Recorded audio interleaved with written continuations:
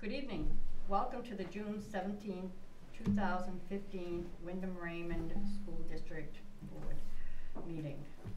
It is 6:37. We are at the Raymond Broadcast Modular. And if I could please have a roll call, Mr. Superintendent.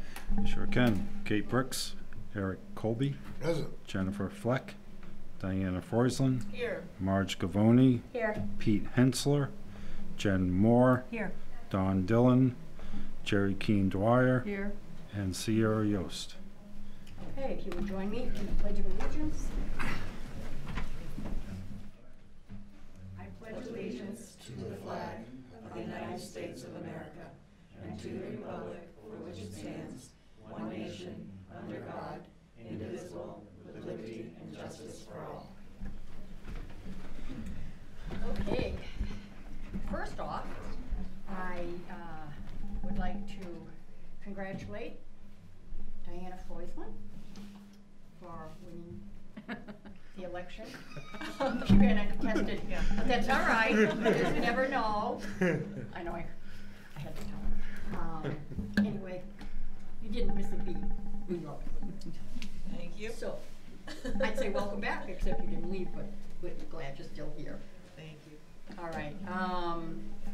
I'll now open it up to public input. If there's anybody from the public who would like to speak on something that's not on the agenda, now's your opportunity. Seeing none, I will close public participation.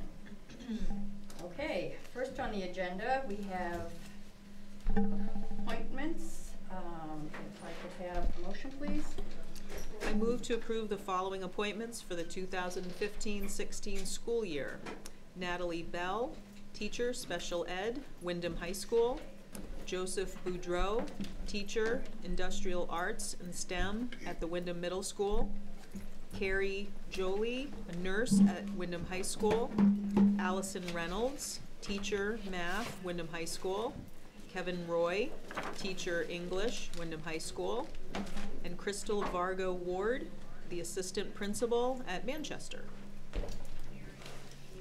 Second. Okay, we have a motion and a second.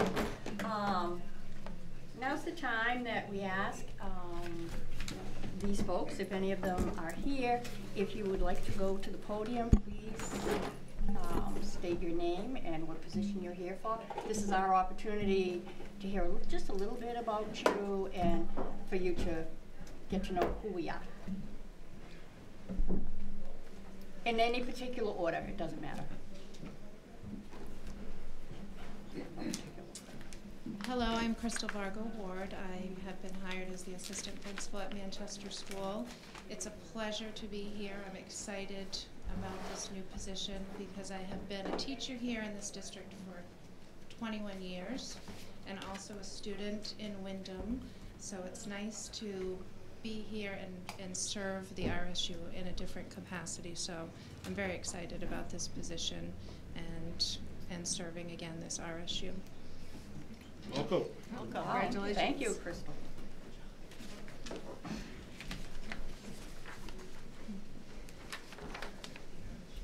Hi, I'm Allison Reynolds. I've been hired as the new math teacher at Wyndham High School, and I have the exact opposite. I am a brand new teacher, so I'm excited for a totally different reason to finally get my foot in the door, fresh out of college. And I was looking at a lot of schools, and I think that Wyndham High offered just the whole package in a really nice bow. So I'm really excited to be part of a really accepting and excited school and culture, and I can't wait to hear more from you. Thank you. Congratulations. Welcome on board. Hi everyone, my name is Joe Boudreau and I've been hired as the STEM technology teacher at the middle school, and I am super excited to be here.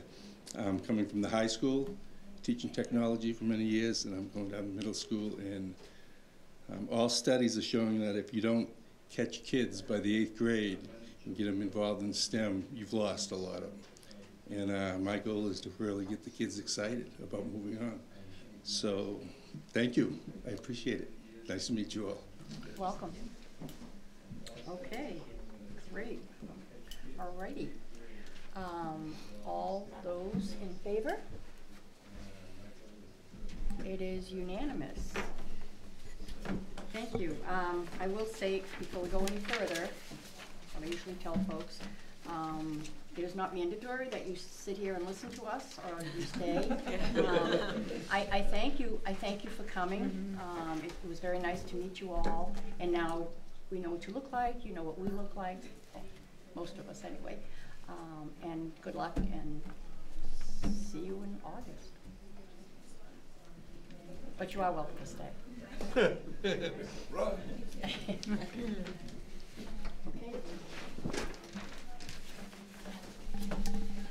I move to approve the superintendent's recommendation to grant second-year probationary status for the 2015-16 school year to the teachers listed here.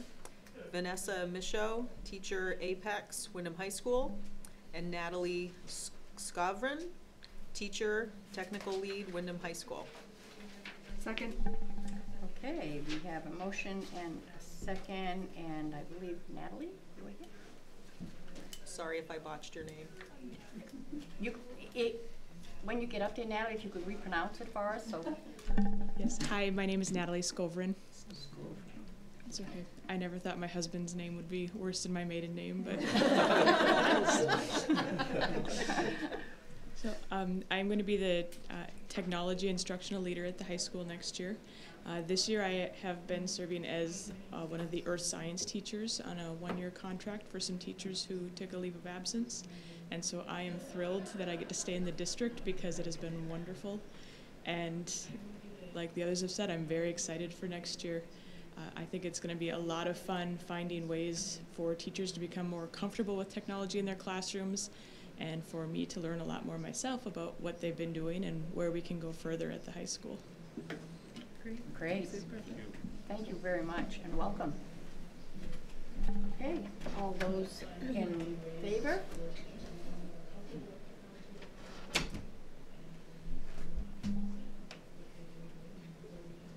Pause 1 second. Yeah, where else? Kate's here. I know, Jerry. I'll wait for Jerry to come back. Oh, where'd you go, the bathroom? No. I don't know what's going on. I think we need to go into executive session for that, Kate. I'm in favor. Okay. Okay, it is unanimous. Thank you. Can you the noise we're hearing, is it Dominic? Dominic. Is the noise from the meeting? You can hear it behind there. Do you know why there's a speaker on in that room? It's the review monitor on the back. Okay, it's just a little bit, It's very loud for us. Unless you got unmuted. okay, yeah, and I didn't want to touch anything, so. Thank you. I thought there were people back I there. know, it sounded like a whole crowd. It's not, I could hear you all talking. That's what it was. How's it sound? Wow. Good, yes. My goodness. Okay, next on the agenda, we have Mr. Chris Howell, the principal of the high school, to give us an update on a new course offering.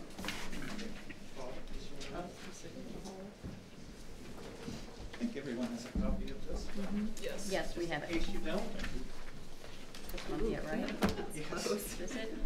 So make sure that everyone has something to follow up with.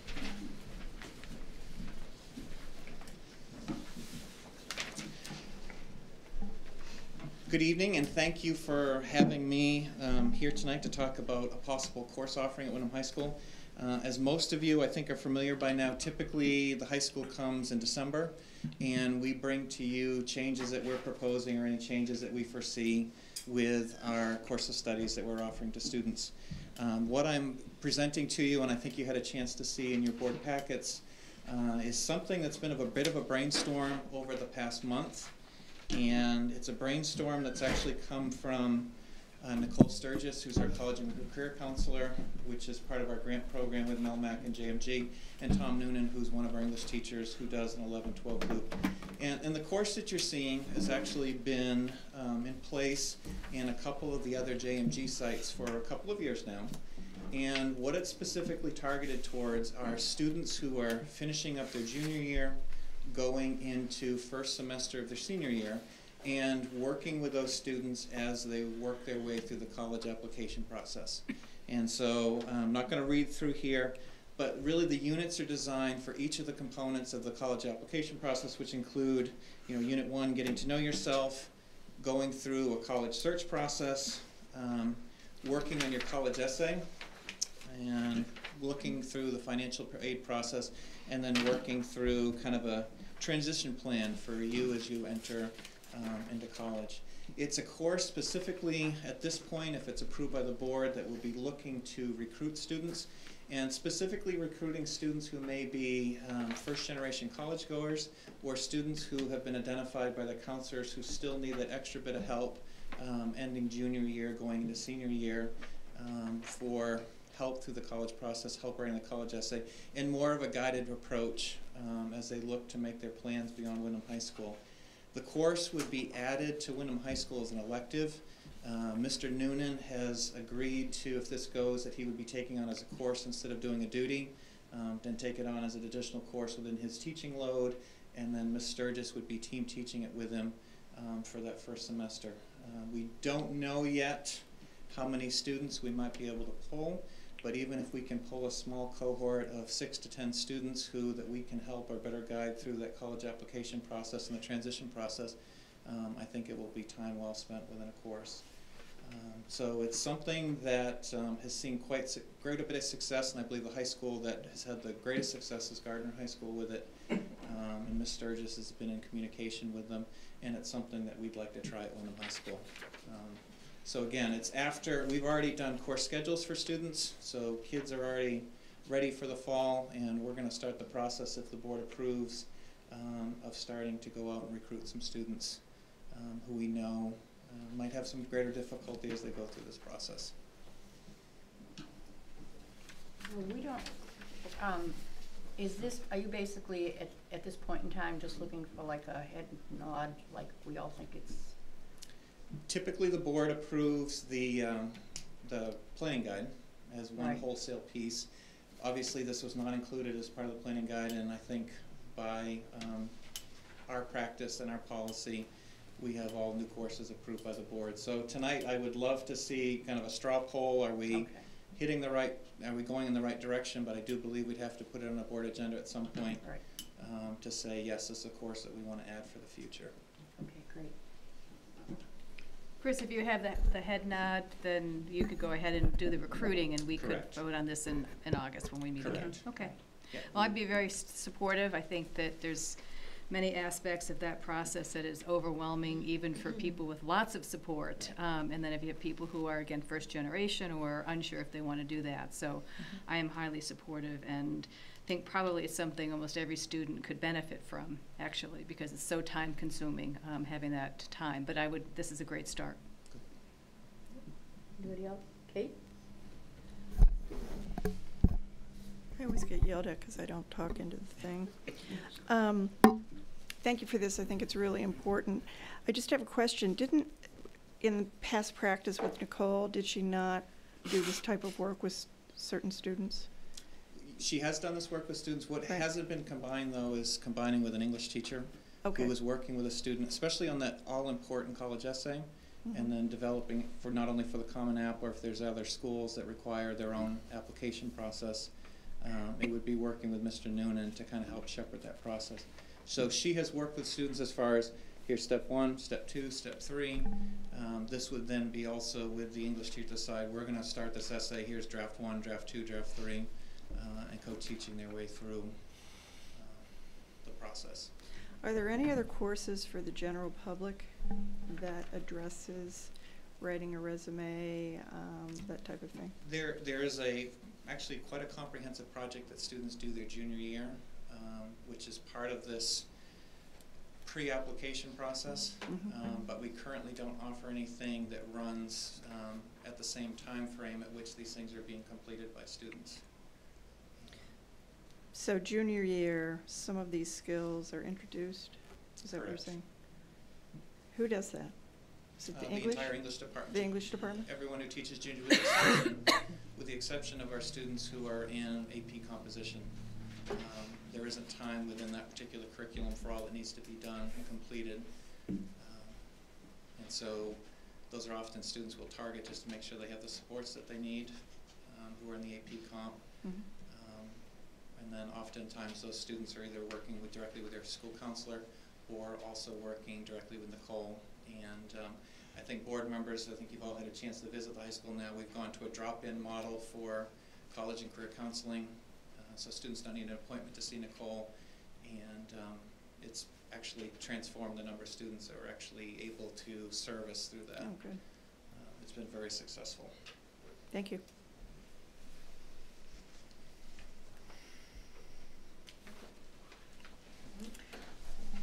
I think Yes. I think it's a great idea. And the good thing is, I mean, it's kind of like a soup to nuts type of thing.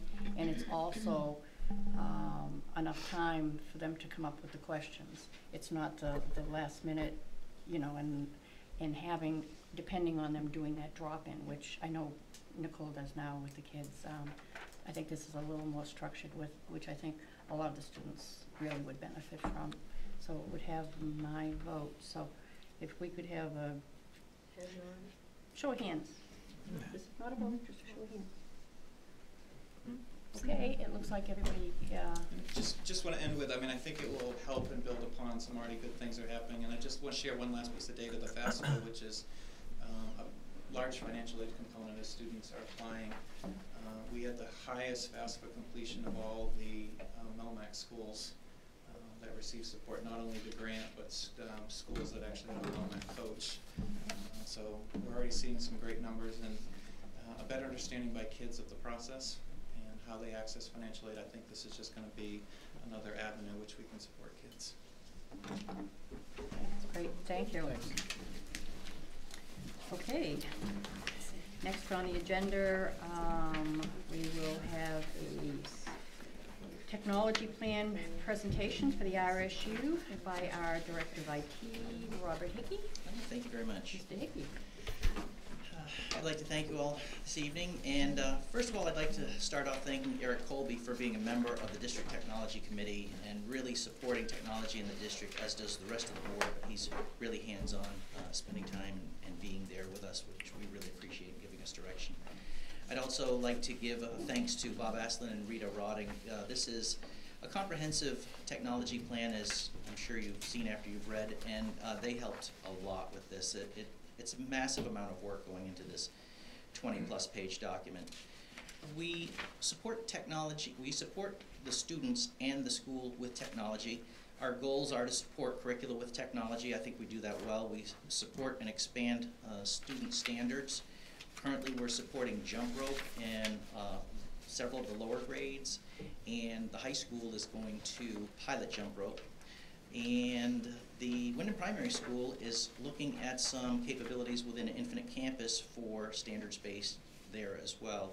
So we are playing out in all the variable school information systems that do support standards in any capacity to best support the students and the faculty. I'm sorry. We evolve professional development with ProTracks. That has grown a lot in the last few years. We've been collaborative with Scarborough, Drummond Woodsum, and getting a lot of videos online. Those courses are taken through an automated fashion where attendance is tracked, progress is tracked, tests over the material are tracked. We maximize opportunities for students with computer-based instruction. Virtual High School, it's a high school initiative. Mary Peters from the high school is heading that up. Moodle has been around for several years, and new versions of Moodle, kind of surprising and exciting, are going to get a Facebook front end, which a lot of students and teachers like. There's a new product called Schoolology. It's being kind of a grassroots movement. There are 112 high school students enrolled and 16 high school teachers using it. They can start by getting their own free course, and now Schoolology is approaching us and saying, it seems like there's enough interest from your district that maybe you should move to a paid tier model. So we're going to meet with them and see what that has to be. Also, we don't want to bury students with too many online options, which they sort of have now with eBackpack, Virtual High School, Moodle, potentially Schoolology, Edmodo. So we as a district need to consolidate on what are we going to deliver for course content and electronic delivery. E-backpack is another one, and Google Classroom is yet another one. So poor children and teachers. Each one has its own slightly different delivery method, strengths and weaknesses, so collaboratively we'll work on this and determine which packages, a fewer number, we will support. Google Drive, and the whole Google Apps package, online word processing, spreadsheet, email, we've had that for a few years now. You probably heard in the last year, Google has offered unlimited storage space to all students and all teachers in all schools. We are going to offer Office 365, which will cost us nothing because of the Microsoft operating system licenses we have now. So Microsoft sees the writing on the wall from Google. They're also going to offer unlimited storage space to students and teachers, and that's their Office automation suite. We aren't picking a winner. We're offering both. Folks can use what they like, and so it's an exciting time in technology where the big companies are recognizing the needs of the schools and bringing some resources at zero cost. We have wireless outside of the classroom, out in the open air classroom, as well as the football stadium. These are all initiatives that we have currently with technology. Later I'll get into new initiatives. And all of these are supported, both current and future technology initiatives with the technology plan. We have emergency training, easy web guest access. We have some restrictions from the MLTI program in our network. We can only have so many what's called SIDs, they're identifiers for subnetworks. We've added a new one called RSU14 event, and so when we have folks come in for special events, trainings, emergency training, anything along that line, we have now a new wireless subnetwork called RSU14 event. There's no filtering on it, there's no account necessary, we just give them the wireless password and they can get in without issues. So there's an improvement. It's currently installed in the high school alumni room, the auditorium, and the high school library, and soon to come to the high school aux gym and the big gym. So any public areas we've identified for access to this new network. WebSense filtering, a brief overview of what that is. We've had web filtering, web content filtering to keep students and staff, mostly students, from getting into areas they're not supposed to. We have what's called proxy bypass. So everybody on the planet, they have your network is location A, they go out to the internet, it's location B. All filters will stop you from going to some bad place at location B. What is a common problem, commonly known, is that they can go to what's called a proxy site. So location B is not bad, but it allows you to jump from B to C. And then there's no filter, usually, that allows you, that will reach that far and determine if the content is inappropriate or not. So we have WebSense, which is specially built for that. We're the only district I know of in the state that's actually doing this. Even though this is a wide-scale problem, technology departments in towns know, schools know. So we're actually addressing it. I'm proud of that we've gone the extra step. What has been kind of an impediment in introducing this security was we had to put certificates on computers. We're now looking at making this web-based to eliminate the certificate and make this same protection available at less inconvenience for the users. So I'm sorry I'm nattering on about a bunch of technical things, but I'm just proud of what's going on here. We do a lot of great things, and I don't think I crow enough about it, and I'm very proud of this district and the tech department and the DTC. We currently have a 200 meg connection to the internet, and that's going to 1 gig, so that's 5 times the speed. We're one of the few projects we're coming up on new things. The Wyndham Middle School 6th grade teachers are going to get MacBook Airs, and that's about the only client devices that we have in the budget for the upcoming year. For non-client devices, we are getting a new storage area network, so it's a new vast array with intelligent controls to expand the storage that we have. You have supported storage area network purchases in the past, and this was in the budget. The reason that we keep growing leaps and bounds on storage, I'll just give a brief history. I'm old enough to remember the kilobyte, 1,000 bytes, a byte being a letter, a character, or anything along that line, a number. And then they went to megabytes, which was millions, gigabytes, which is billions. We're now approaching terabytes, which is trillions. And then the next levels are petabytes, exabytes, zettabytes, zotabytes, and I'm not making this up, brontobytes, like they're going back in time. But anyway, that would be 1 times 10, 27 zeros. So this is the future for what the industry sees that people will need for growth of storage. So when I keep coming back here and saying we need more SANs, we need more storage, it's just the nature of the beast. Another project that we're going to do is email archiving. We haven't had a good handle on that, so it just runs leaps and bounds. We largely don't force folks to delete their old email. We do have size limitations on their server file directory, but email we don't. So this will get a handle on that. We'll be able to manage it and search through when we're looking for important emails. It could have critical legal implications for the district. We are setting up the disaster recovery site in Wyndham Primary School. We're going to move existing gear, the old core switch. We got a new rack and some existing servers, and we're going to repurpose the old storage area networks in the disaster recovery site in Wyndham Primary School. We have Atlas curriculum mapping, and I hear they're trying to build their own SIS, school information system. We have Naviance guidance software, and then the multitude of numeracy, literacy initiatives that we have at multiple grade levels: Scholastic, Lexia, IXL Math, Fast Math, Ames Web, OdysseyWare. And many of those come with interactive assessments. We have video conferencing, multiple flavors: Tandberg, Skype, Google Hangouts. We have EduVision for video hosting, which is huge space. We have many things that we are involved in. The tech department is going to attend the ISTE conference. It's the International Society for Technology and Education, and it's held in Philadelphia at the end of the month. We're going virtually. We're not actually going to incur the expense and have access to the information. We're going to go to MassQ, which is the Massachusetts Computer Users Educator Association, and that's held at Foxwoods in the fall. And that's going to be a bigger conference than Actum. So to let you know, we're trying to get access to all the great leading edge technologies while minimizing expenses to the district. We're quite a busy tech department. We couldn't do it without the support of the BCs, the board, administration, the public, the students. I'm proud of Jason Lanoy. He's done a lot with 3D printing, as you know. I think it's the future of manufacturing. Other folks have called it so. The BCs, they support smart boards and bringing in new applications, supporting standards-based education.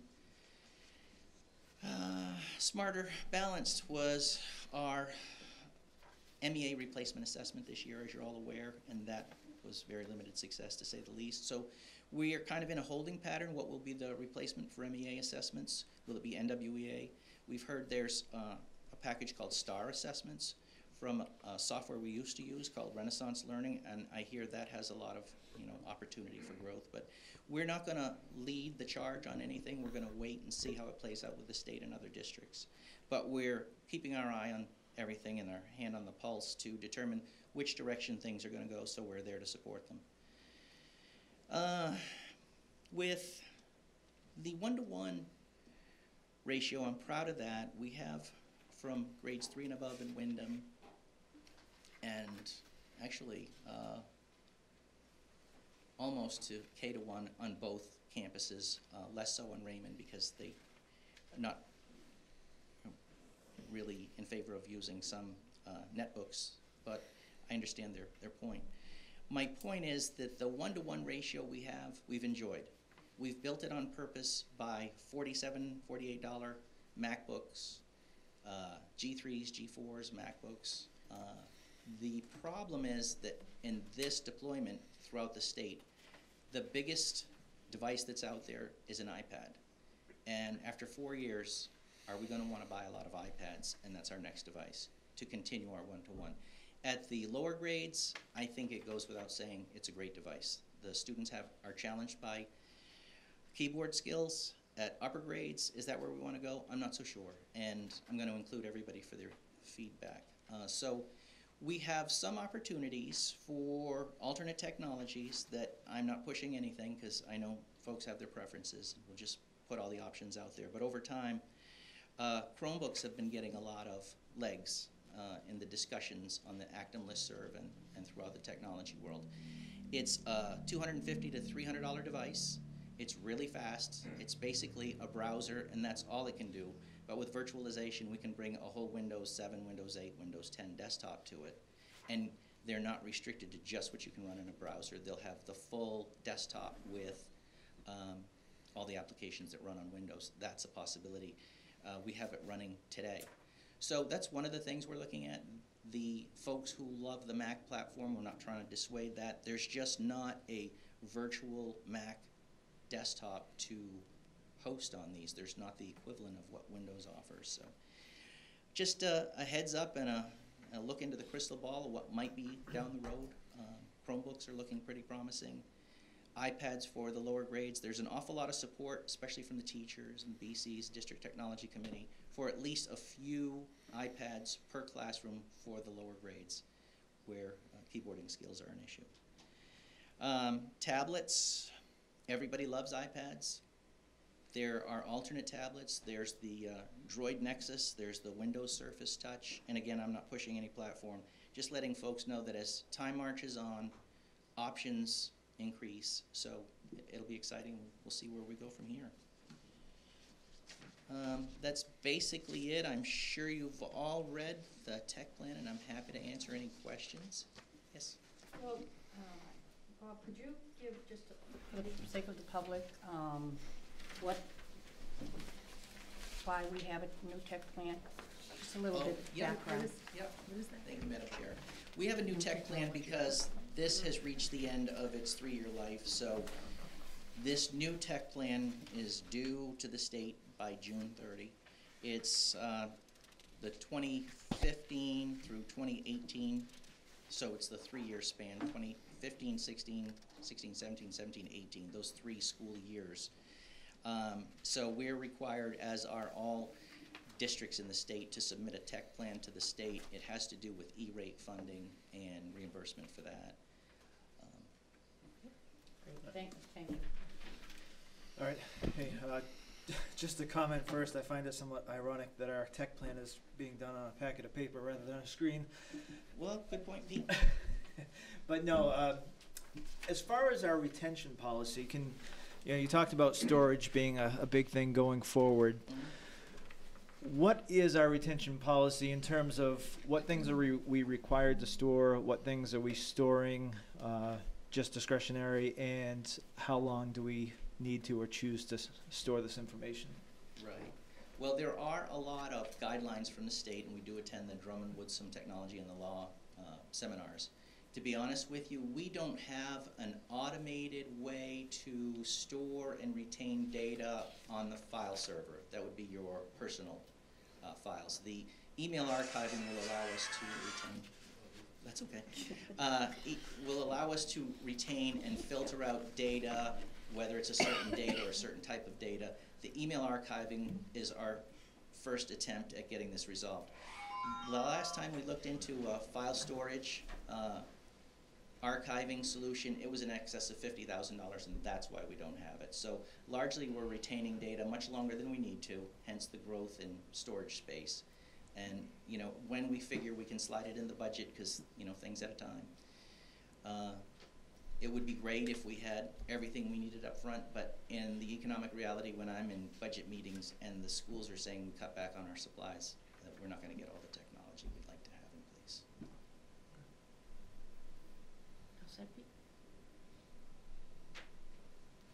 I just have a quickie for you.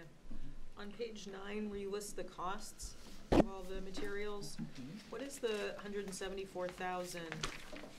Are those the 6th grade computers that you mentioned, or what is that for? Page 9. At the top. Oh, that is a wish list for the future, not in the current upcoming year. Estimate of what it would cost to put those tablet devices in the hands of the lower grades. Oh, wait a minute, 125,000, that's for tablets. Right, that says tablets. What was the 174? That is for I'm gonna have to get back to you, Diana, but I believe when we figured that number, it was for grades 3 through 12 at the $47, where we bought from the state in the past. Oh, okay. But I will get back to you with that. It was just hard sifting through these, which ones were our actual costs or which things, like you said, are more wish list. Right. Does anybody else have anything? I just had a quick question. When you say for the lower grades, it looks, I just want to make sure I understand this grid. So RESB knew for the lower grades that they didn't have them, but it does look like Wyndham Primary has a one-to-one, or is that, are they just outdated devices that you want to replace, or? Well, a lot of them are outdated devices, and some of them are netbooks, and they're 5 years plus, and they're not working very well, to be honest. We deployed them over there. They were nice enough to take them and try them. The screens are small, the keyboards are small, and the processor's slow, and they're just not working very well. Hey, and I thank you for your kind words at the beginning. However, when I sit there at the meetings, there's a lot of people on that committee that are doing many roles. It's just one of them being the technology piece that are in the schools helping to do that. I don't know all the names, but it looks like a lot of work to do your job and to help troubleshoot for other teachers and stuff. So it looks like a lot of work. So my hats off to those people. Absolutely, Eric. They deserve accolades. Now, Bob, when did you say this technology plan had to be submitted? June 30. It's got to be to the state. If now that people have the paper copies, I know we did get it electronically, but now that they have paper copies, if there's questions, if any of the board members have questions on any of this, they can contact you. Absolutely, right? we can make the updates. Okay, great. You had one update, Marge, and Kate had one update, and both of those were fixed. Okay. Same day, so. Yep. Okay, we all set? Thank you all for your time. Okay. Bob, I think this is the easiest you've ever gotten off. I think so. Thank you, great job, and believe me, this is a lot of work, and I don't know technology, but he does, and I take his word for it. I just sit and listen, but they do a lot of good. They're on top of things. Great, thank you. Okay. Now to the next section. We have to vote on it, yes. I move to approve the RSU14 technology plan for the 2015 to 2018 year. I second that. Okay, I have a question.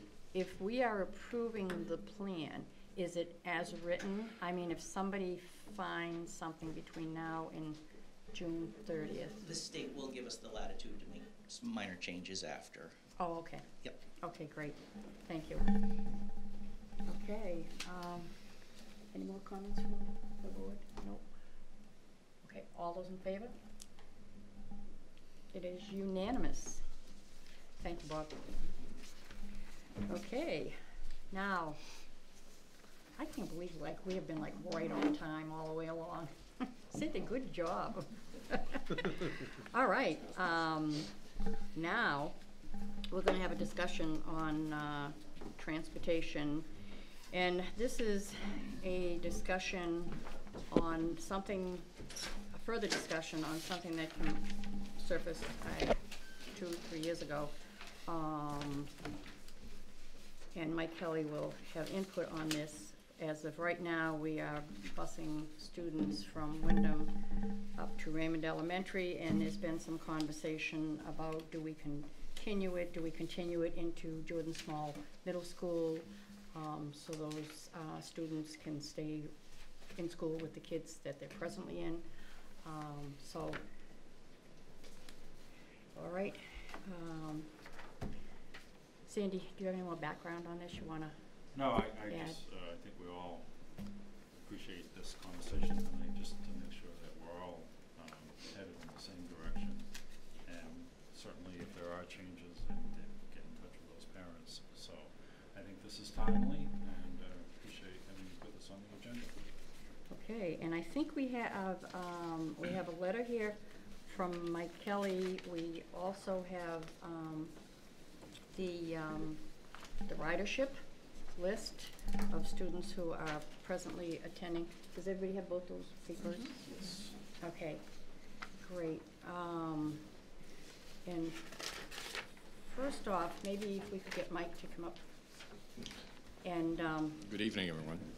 and this is really good, but can you, it's a little confusing when you read it, so Okay. could you kind of go through it and put a little more explanation here and there?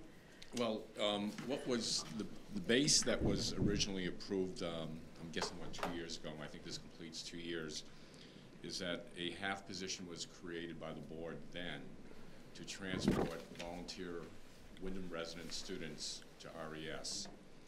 And we have done that to date, and it's worked rather successful, but what we also designed were 2 pick-up and drop-off points, one at Manchester, the other one at the primary. And that continues to today, and I think the list of students that I provided you includes 7 students that we're transporting. Going forward, the question has come about as to could we possibly, because there's one student in that group that's moving on to middle school, and the parent had indicated to the driver, at least, not to me personally, that she intended on having her child attend Jordan Small, even if she had to transport herself. But having said that, the question is, could we continue to, or could we actually expand the program to include students wishing to go to Jordan Small? The question is yes, but there's some restrictions that will be associated with it.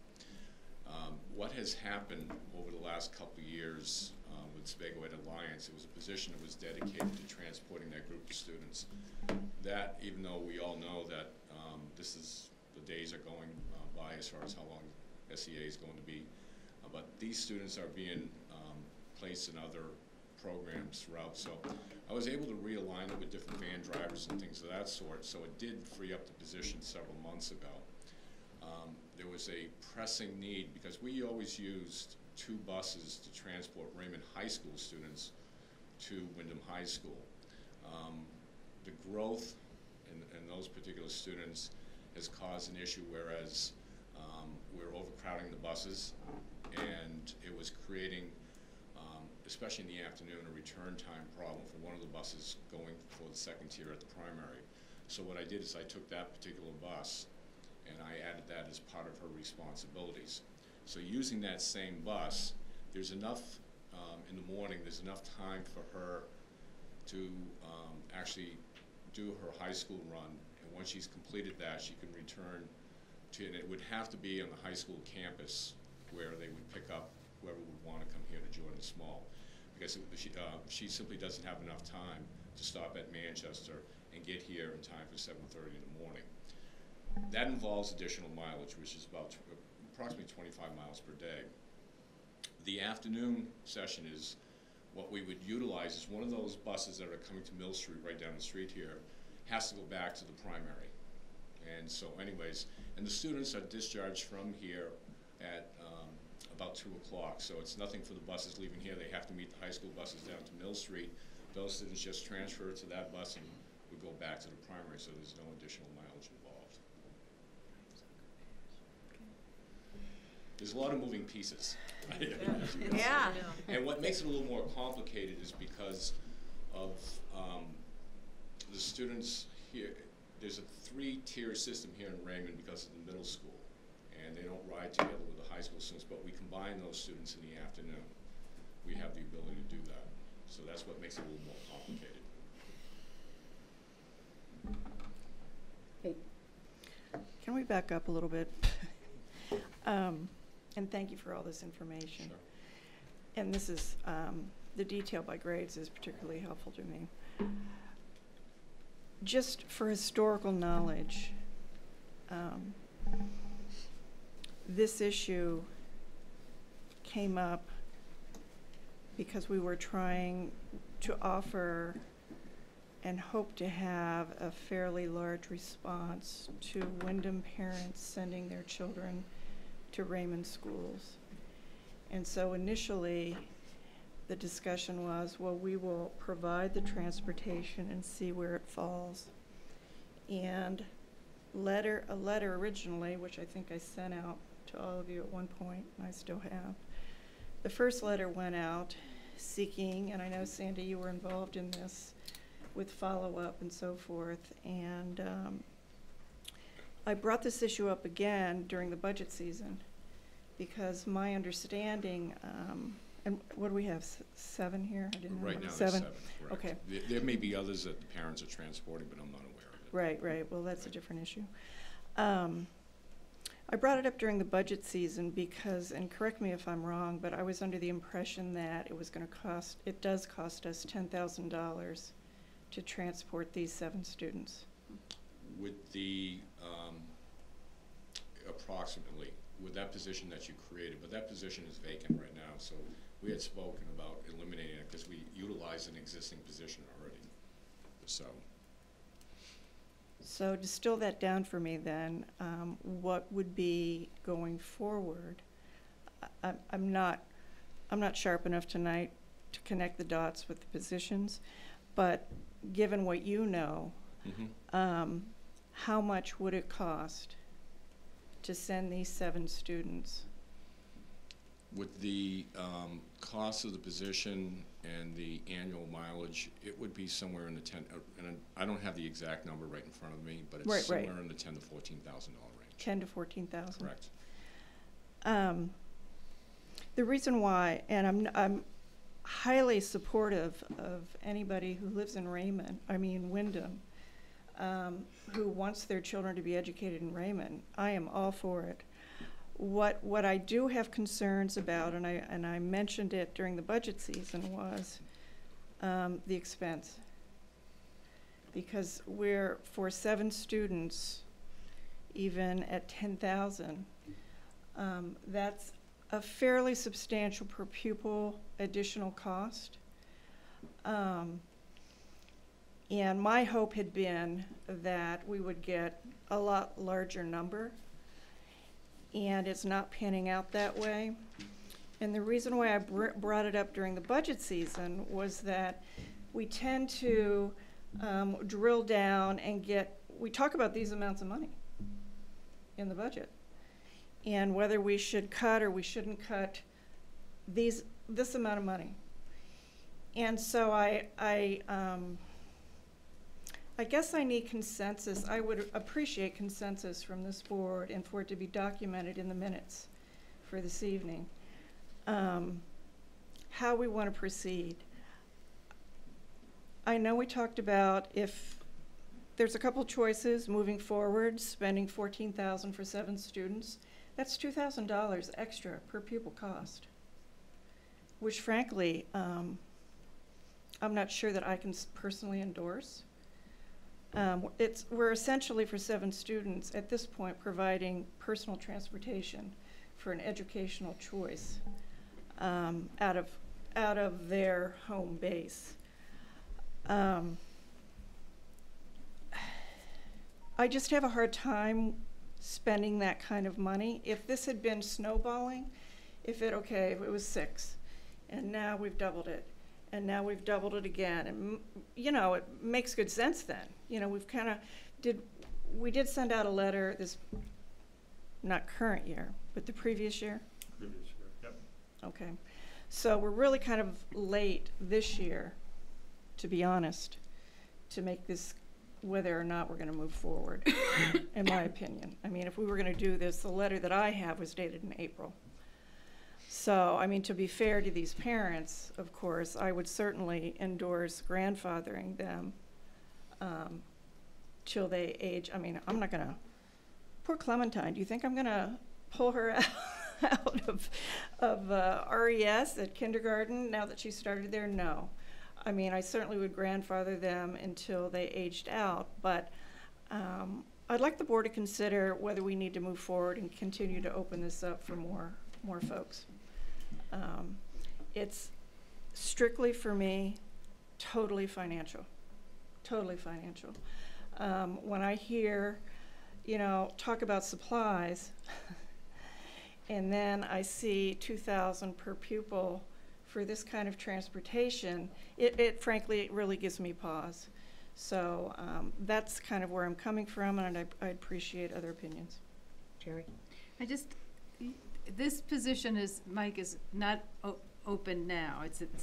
So how are these people being transported? It's not costing anything additionally now to do it? I'm a little confused. No, what I did is I used a existing position that was allocated for SEA. Okay, And so there's been a bunch of movement with, as I mentioned, programming, and so I took advantage of that position plus some other needs, so I backed everything into that position. The half position that was originally authorized is vacant as we speak. So as we go forward, you'd have to fill that to have this happen again. That's what I'm trying to get a sense of. Correct. Okay, because the SEA position's gone. Right. I've moved pieces around. It gets a little more in depth, and if I start going through it now, I think I add more confusion. Okay, no, but I'm just kind of going forward. We would need to fill that position again, the $10,000 position. Correct. That is currently empty. We would have to fill. Okay, that's what I wanted to have clarified. Well, in the position itself, the half position, I don't need it anymore. That's what I'm trying to say. And at some point, I think we were on the fence during budget time internally as far as what to do with it, because there was still movement going on with where we're going to put these students that are leaving SEA and where they're going for programming needs. So that's a constant dilemma that I deal with when we're trying to plan with these programs. So that's why it stayed as is. But as we move forward and the pieces fell in place, and especially they were falling in place over the last several weeks, I have a better sense as to where these students go and how I can use existing resources. So that's how that evolved. I have no plans of filling that half position. Okay. Whether we do this or not. I'm sorry? Whether we do this or not. Right. So it wouldn't, so where would the $10,000 to $14,000 cost? Because Well, it's still in that other position that was allocated to SEA, since it all moved up. But to say, okay, we're just gonna get rid of that position, I'm telling you, I'm just getting more stuff coming in right now from special education as to the necessity to bring more personnel on because of incoming students. So, like I said, it's a moving target. But that one position itself, I don't have any needs. If you decide at some point that we're not going to transport these students any longer, then I can reallocate it towards my other needs within the department. But it's not costing $14,000 to transport 7 students. Not any longer. If you want to say, does it cost that? That's how much it costs, but there's already an existing position that I'm utilizing for that purpose. Okay, well, I think it's important, because I think the message is that we're spending $14,000 for one person to transport 7 students, and that's not really, that person's transporting lots more than these 7 students. Right, they're one of many students. Okay, I just want to clarify, there's moving because pieces to that. It's very moving pieces like all the high school students and all that. Right. But if you want to just segregate the cost of transportation for those 7 students, and as far as the operational costs, i.e. fuel and stuff like that, it's somewhere around $3,500 to $4,000. Okay, and that's okay, but that's significantly different than $14,000. It almost sounds like they've got their own van. Someone goes and picks them up at their house, brings them here. I mean, it's not that at all. It's part of, I know, a very complicated, very streamlined process that you have. But so it's about $3,000 to $4,000, which is a lot more palatable to me. But I'd like us to also increase the numbers, if that's possible as well, of people who would move their students up here if they wanted to. And if we expanded it to Jordan Small, it would be approximately another $2,000. And so if you want to just do it for all K through 8 here between the 2 schools, it's the operational costs. The bus would be somewhere around $6,000 a year. Okay. I just have one other quick question. Are there other students who are being transported by parents who are, would you have any idea? Okay, you don't know. Okay. Just curiosity. I think one of the reasons there has not been an elevation or a push on this is after we did this, the withdrawal process for Raymond started. And I know that we had talked before, we were a little leery about pushing parents to take kids someplace, because if the withdrawal went through, then there would be a problem of, okay, how do those kids go to that school now, because now it would not be part of that district. And I know I had this conversation with Dr. Rhodes. also. And I think that's why, even though it was put out there, I don't think there was a lot of publicity or a lot of push on that, because we were waiting. That's why we brought it up now too, is we were waiting to see, okay, what happens with the withdrawal vote, because we don't want to encourage parents to send their kids to a school that they're not going to have access to possibly the year after. That also is, you know, so I think that also comes into play, that it really hasn't had the chance to have a possibility of other parents or students being interested in going to that school. So my thinking is you know, if we can come up with some kind of an agreement, maybe we say, okay, for the next year, we're going to give them a year, you know, we're going to do this before we, you know, and push the heck out of it.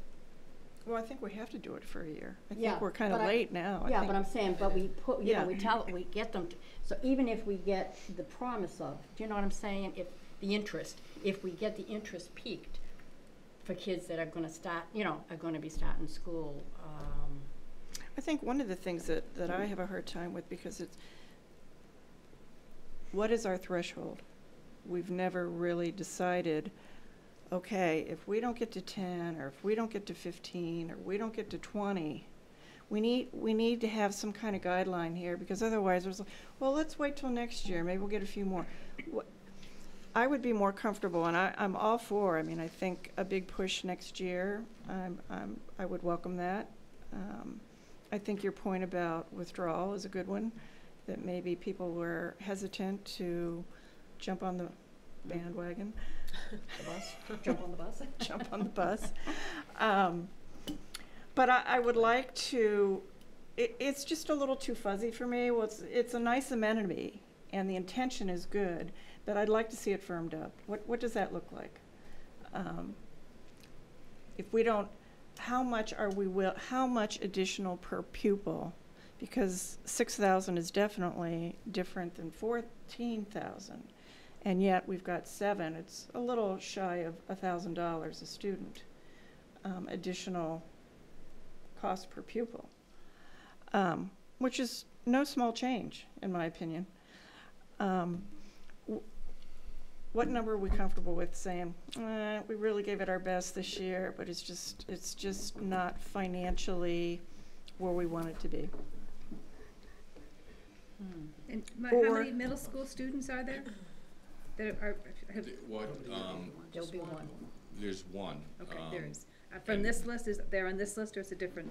No, there's one that is presently attending RES that is to go into the 5th grade next year, and the parent had communicated, and that it is her intention to continue up here if it was agreed to by the superintendent. Okay. Just to remind the board, 2 years ago, we really didn't have any students, and I think we started out with three on the first half year or something. So in some respects, in 2 years, you're up to 7. And with no push. I would like to with no think in advertising. 2 more years, you might have 14, but I'm not sure. I think the word's getting. I think it feel needs like some publicity. we haven't marketed this at all. No, we haven't. I would bet that most people aren't even aware. If all we've done is send one letter. Well, that's been my whole thing. I mean, I don't feel comfortable judging the success of the program based on what we've done to try to promote it. I would like to see us try to promote it and see where it goes. And to speak to Kate's point, it's going to be hard to nail down a particular number, but when we go back to why we did this in the first place, it was to alleviate overcrowding, to reduce class size. So I think the measure of the success in getting it to do what we're trying to get it to do is to look at it on this class base. And if we can see that the numbers have gotten to a point where the class size, where it's impacting class sizes in a positive way, then that's going to be the ultimate success of, you know, whether it's working or not. So moving forward, I always like to have a game plan. I still think it might be worthy to send out a letter now to everybody. And if we're considering middle school or Jordan Small, expanded up. Oh, yeah, definitely. The grade span, correct? Mhm. Am I talking English here? Yeah. Okay. And see where that leads us. And then put on our calendar. I mean, I don't know. Do you think in a year's time you'll have a good judge, or do you want to give this 2 years? It seems loose to me. It is. 2 years. Well, I don't know what to say about the. I'd give it 2 Jordan years. Small. I'd 2 give it years? 2 years only because Okay. of the time. That way we time, can say that lack of we've time really invested. done due diligence. Right, so. And we've really marketed, and it's on our radar screen that we're really gonna push it. And even if that's next year kindergarten screening, and let's think about different ways that we can promote this, but I would say for now that we would definitely want a letter to go out. Yeah, and it might be helpful to have a, 2017? yeah, it might be helpful to have a testimonial from one of the parents that's currently doing it, if we found a parent that was June willing to do that. 2017.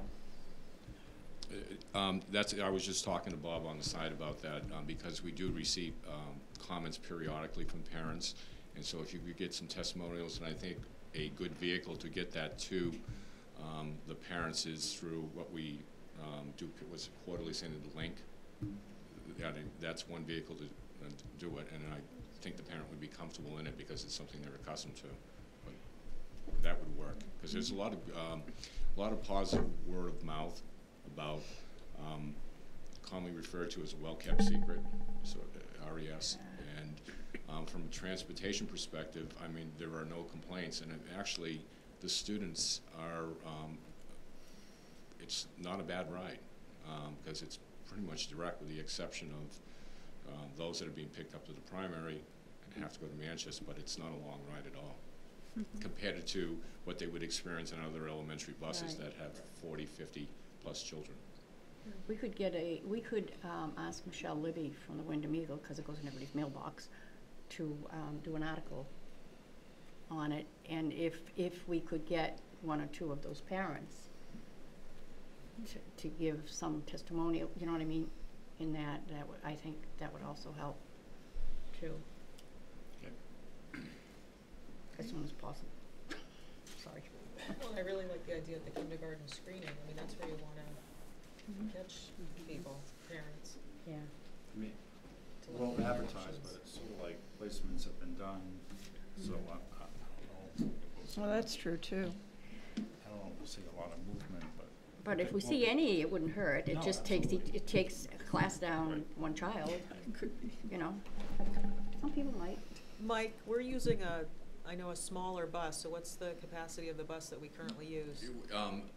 The bus that I'm using is actually a 28 passenger bus. What I have done is we were using at one point, it was a mini bus that we inherited during consolidation. The bus is unreliable because it has so many miles, and some that we have in the fleet need to be run periodically because they sit there on the line, like especially the what we call the lift buses with wheelchair lifts. Because if you don't run them, then when you go to use them. So I use a combination of buses just to keep the fleet running. So sometimes people may see 6 children in a big bus. There's a method to my madness, so to speak.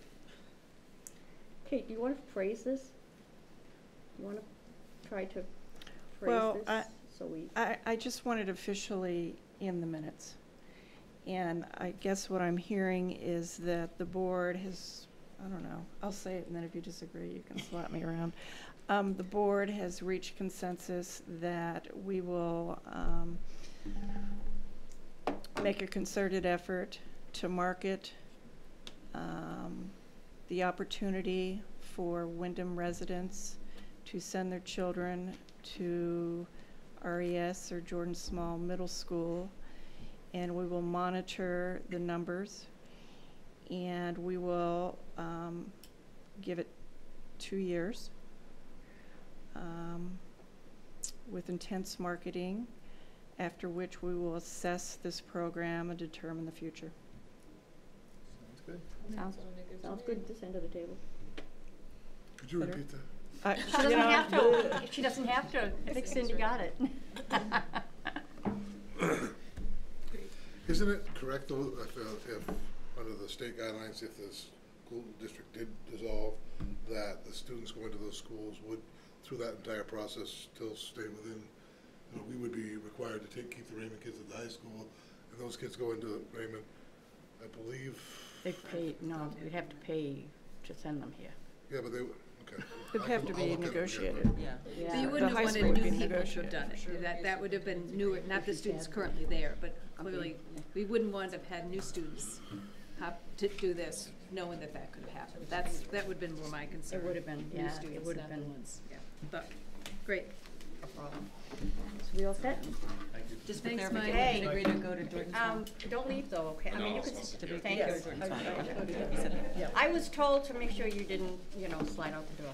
Yes, thank you. All right. As I find my agenda that I buried. Now what are we on? All right, next is, the lease purchase of school vans. If I could have a motion, please?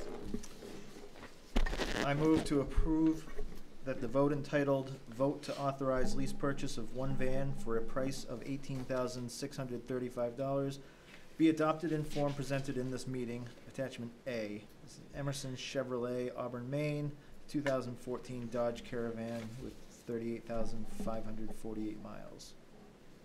Second. Okay, it has been moved and seconded. Is there any comment from the public? Seeing none. Any comment from the board? Was this a real school van, Mike? Yes, I was asked to purchase a replacement vehicle for a real school. Okay. Okay, great. And we will not be reading the attachments. The attachments went out as part of the agenda if anyone is interested, and it's online. Okay. Seeing no questions, all those in favor? It is unanimous. Thank you. Next is the lease purchase of school buses. If I could have a motion, please. I move that the vote entitled "Vote to Authorize Lease Purchase of two 77-passenger conventional school buses in principal amount of $173 be adopted in form presented to this meeting. Attachment B. Can you correct that? 173,000. Didn't I say that? No. 173,000 be adopted in form presented to this meeting. Attachment B. Second. Okay, we have a motion and a second. Mike? Is this the, I know you have a normal cycling of your purchase. This is in the budget, right? It was Yes, part of- okay. yes, that's part of what we had discussed back this glorious past winter. Okay, thank you. Glorious. Glorious, I like that, huh? And is there any questions, comments from the board? Okay, seeing none, all those in favor? It is unanimous. Thank you, Mike. Am I all set? You are. Thank you, everyone. Thank you. Thank you for coming. My pleasure. Next on the agenda, lease purchase agreement for Wyndham High School phone system. If I could have a motion, please. I move that the vote entitled "Vote to Authorize Lease Purchase of Phone System in Principal Amount of $28,000" be adopted in form presented to this meeting. See attachment C. Second. Okay, we have a motion and a second. Any comment from the public? Do you want to speak on it just a little bit? Do you want to speak on it? I could. Just briefly? For the sake of the public.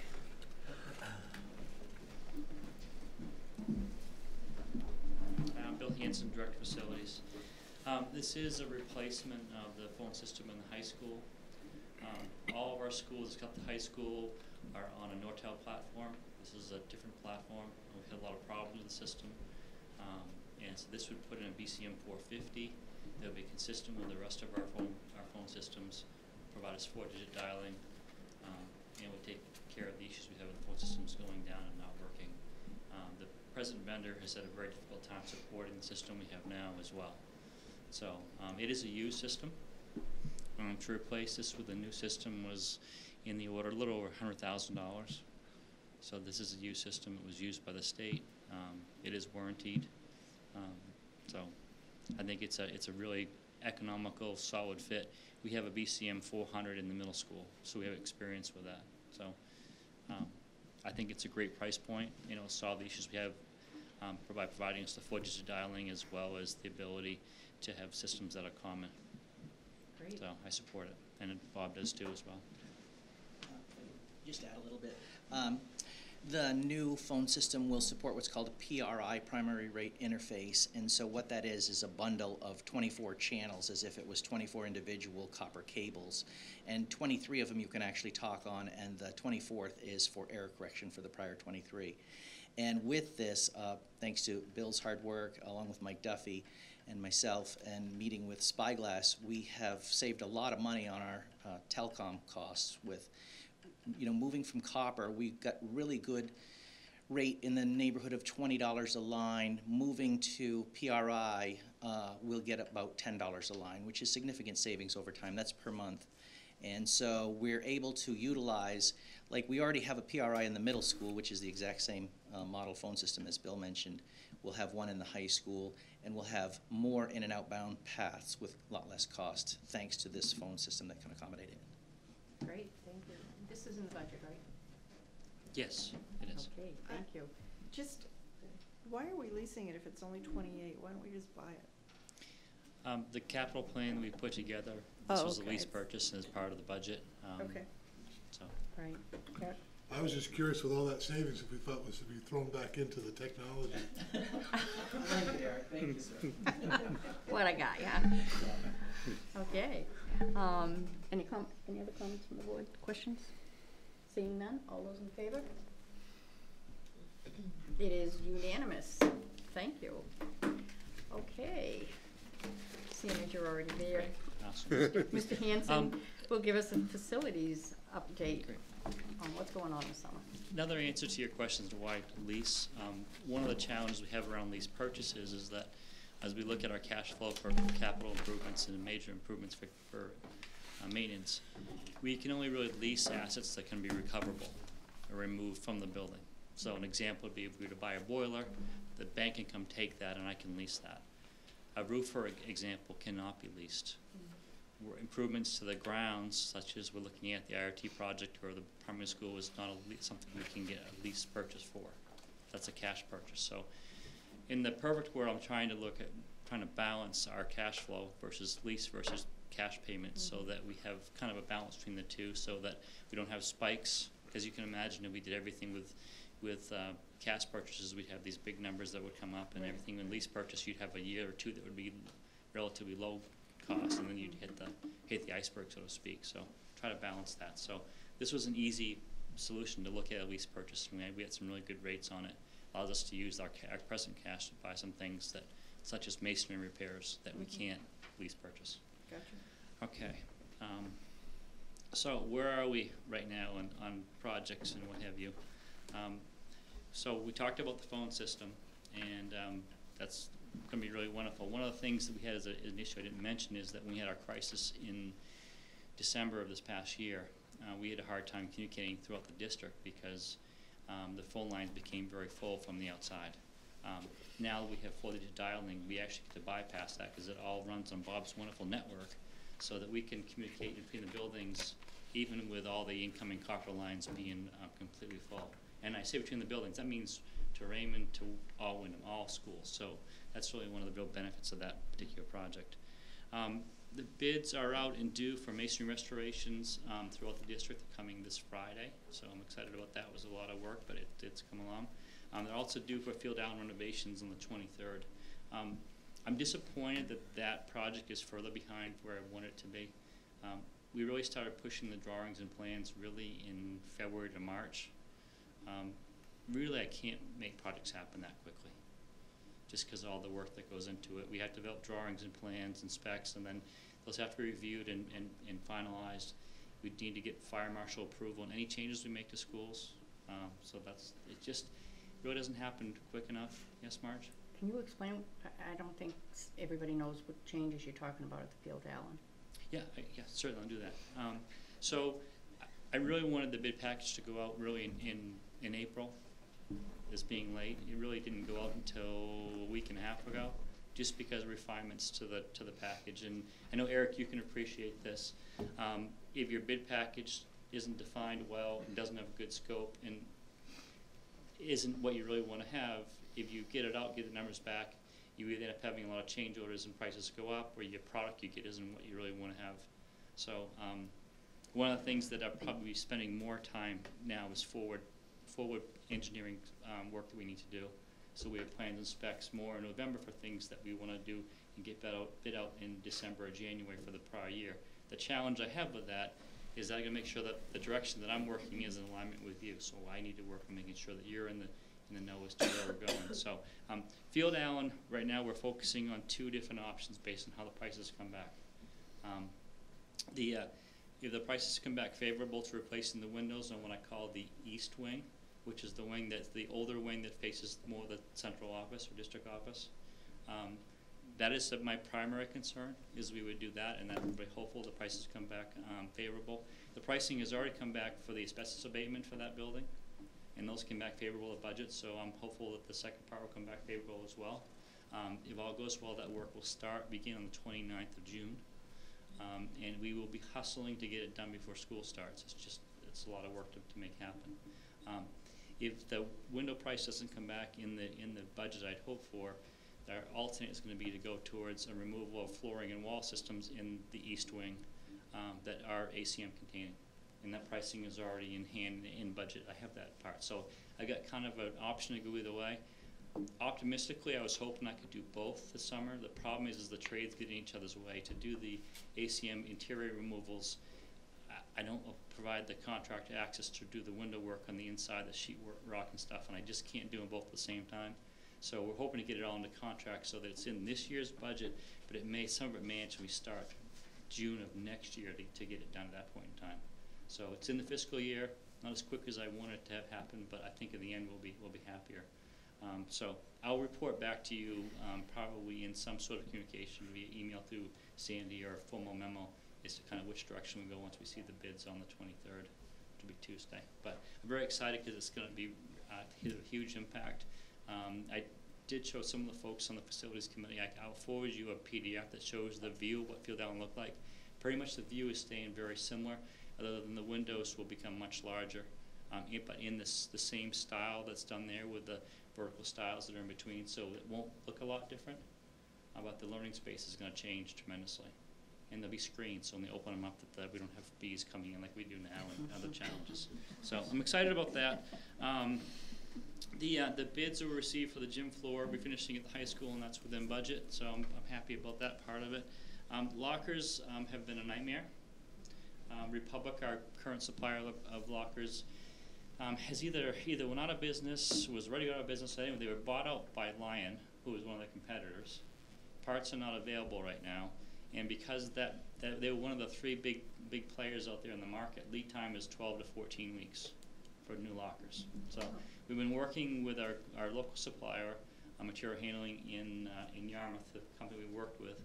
I talked with Chris today, and we're trying to formulate a plan, because obviously 12 to 14 weeks from time of order, that's sometime in September. So that just isn't going to quite make it for us. So I'll get back to you on that one. That's just that project hasn't gone where I'd hoped. As far as the IRT project goes, we have completed the site inspection, so they verified surveys. We also completed the initial wetland update. So we're on track for a permit for this coming spring, so 2016, and that's one of those things I can tell you, no matter what we do, what resources throw at it, the permit will be coming in at the spring of 2016. That's just the process it takes, but we're on track, so I'm pleased with that. John Andrews School. Tomorrow I meet with Liberty Mutual. Insurance has hired a contractor to look at the building to develop their own estimate. So to date, we've had it engineer to determine. We have a 10-pound snow load on a roof that should have been probably 40 to 60. We've taken and had a contractor provide a bid to do the repairs, and it was in the tune of around, I think it was almost 180,000. The price we had from the price that I had from the engineer, it comes up. It didn't. I was in the order of, maybe it's on this one. I think it was around 140,000. But in any event, I'm meeting tomorrow with the contractor that the Remutual was hired. They are going to review it. I've asked them to provide me two options. One is the option to their settlement cost to repair the building, and the other option would be their settlement cost if we were to tear it down. And we have code coverage in the building, and as I understand it, and I'm going to tell you I don't have it in writing, so until I do, I'm not going to take money to the bank, but we may have an opportunity to have the differential to invest in some other option for the district. The demolition costs are in the order of around $62,000 to demo the buildings on that site.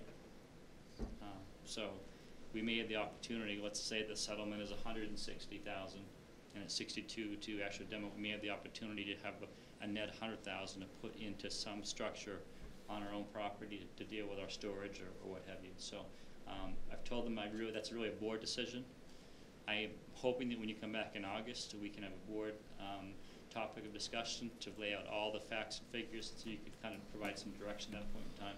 The building has a temporary roof on it now that's holding, so the building isn't getting any more damaged.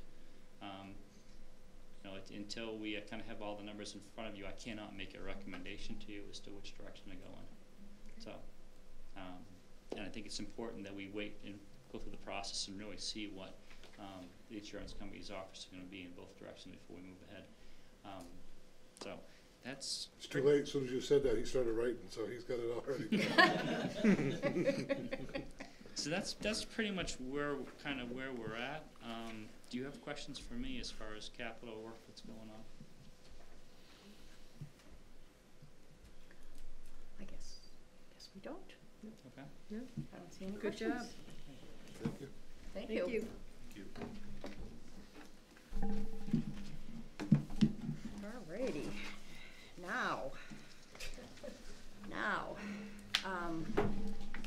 Cindy, would you like to move over to one of these chairs that have a microphone, please?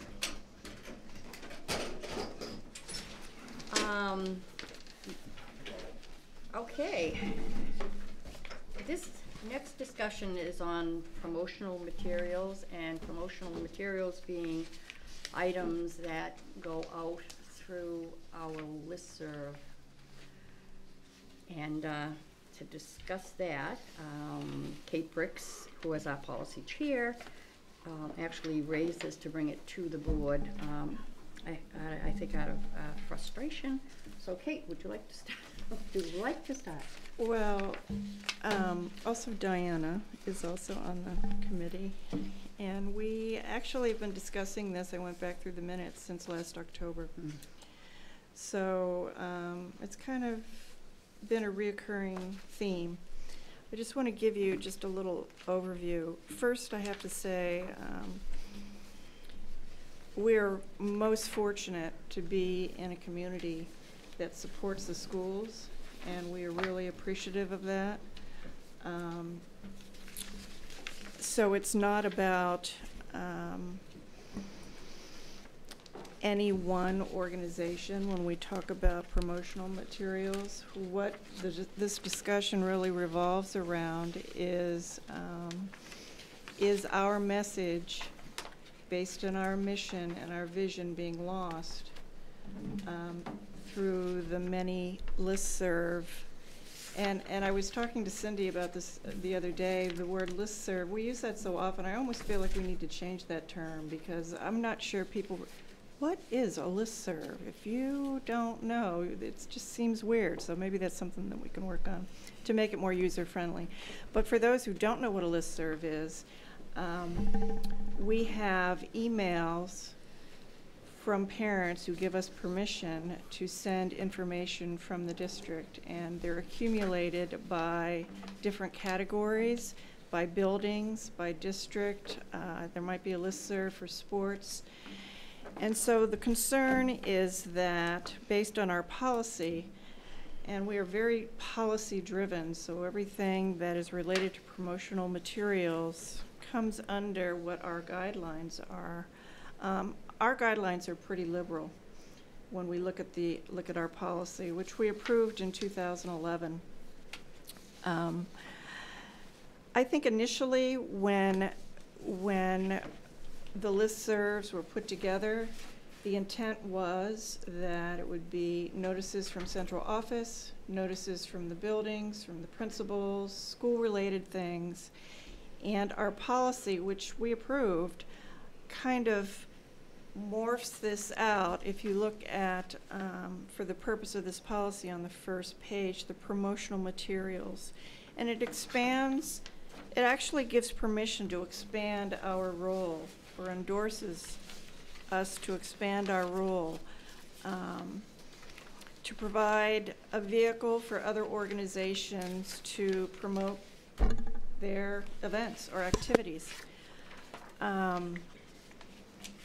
I went through, I know we're always interested in what other districts do, and just as a comparison, so that you know where we land versus what other school districts, because you don't want to just be the only weirdo out there. SAD 6, only school-sponsored and school-affiliated. So that means any of the school-based listservs, PTO, PTA, and boosters, essentially. Gorham, only school-sponsored and school-affiliated. They also do rec, and they do USM. Scarborough does not send them out. What they do is they have a community page on their website, and you can find it, and they post all the community events on their community tabs. So in other words, if you're interested in knowing what's cooking in your community, you go to the community tab and just get updated periodically as far as what's going on, whether it's soccer or whatever it might be up there, theater. Westbrook is more liberal than almost everybody else. They do youth programs. They're kind of where we're at to some degree. Portland, and I only do that because I'm sure that they're swamped with requests, and so I was really curious how they handled it. Portland has an interesting disclaimer.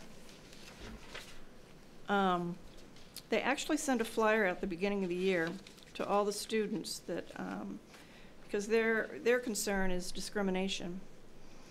And I'm going to read you this. The flyer will also state that because the Portland Public Schools distributes flyers for civic and youth-oriented organizations, which we do, it must by law distribute flyers for all civic and youth-oriented organizations, even those who do not comply with our non-discrimination policy.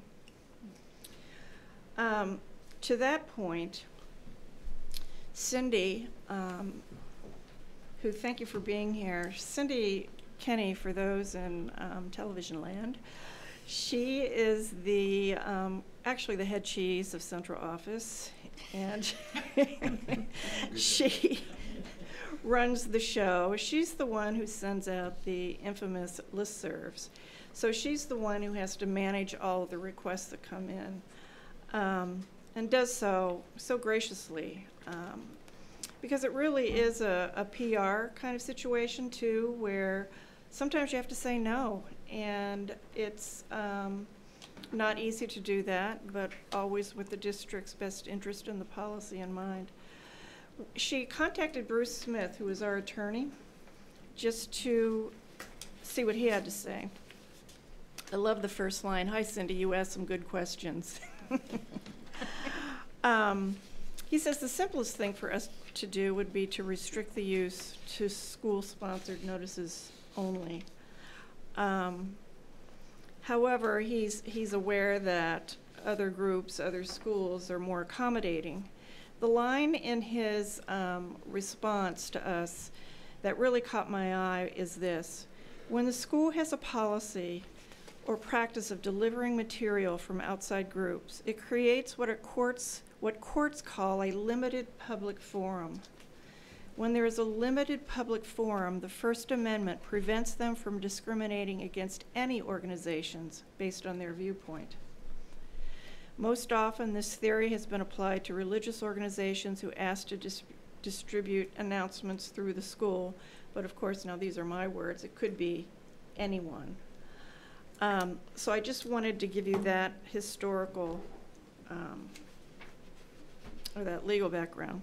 Just quickly, I kind of got on a tangent with the disclaimer and Bruce Smith, but Falmouth has no policy whatsoever, but they do have a community tab on their website. Cumberland, no policy whatsoever. They do have a community bulletin board, which looks like is linked to the towns, and the town assumes the responsibility. And Cindy and I have talked about that being a possibility with our towns, respective towns. Cape Elizabeth, absolutely no policy.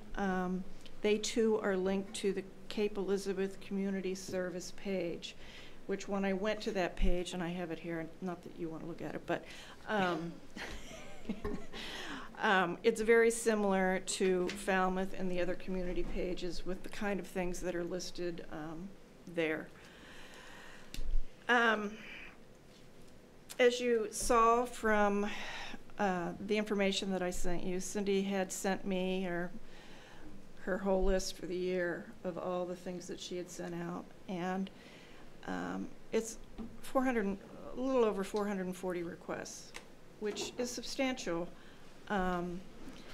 considering they're from outside sources and they are not generated inside RSU14. As I said here, some of them go to every single listserv we have. Some of them are targeted based on ages. If you have, and I know some of you might have, Pete, you might have, who has three? I have. Oh, you do. From everybody. You get them from everybody, right. I mean, in a year's time, you could get over 1,000 of these things. And when I don't mean to be so cavalier, because a lot of these are very worthwhile endeavors, and that's not the point. The point is that our message is getting lost in all of these other endeavors, and our voice is just diminished. And in fact, I was at the strategic plan meeting, and I was talking to a parent, and she was mentioning, we talked about how are we going to get the strategic plan word out. And we said, well, we can use listservs. And then she started talking. She goes, oh, the listservs. I've got 3 kids in 3 different schools. I just go delete, delete, delete, delete. So that's, it's almost to the point now where I think people's eyes are glazing over, and they're not quite sure where's the important stuff that I really need to read that's educationally based coming from RSU14. We had approximately 80 official emails sent from Mrs. Kenny over there. Probably that number is elevated because this was a year where we had a lot more communication regarding cost sharing and withdrawal notices. Additionally, principals, the sports, theater, there's nutrition notices with the menu. There's quite a few school-related items. I'm on every single listserv, so I see them all. And I think most of you are too. So you know the volume that's coming through. Just a little bit about what the process is to request. There's a form, which is an exhibit to the policy. And the committee tweaked with Cindy based on her input a little bit. And that's what she uses. That's what people have to fill out for the request. And as you can see, the form looks so simple.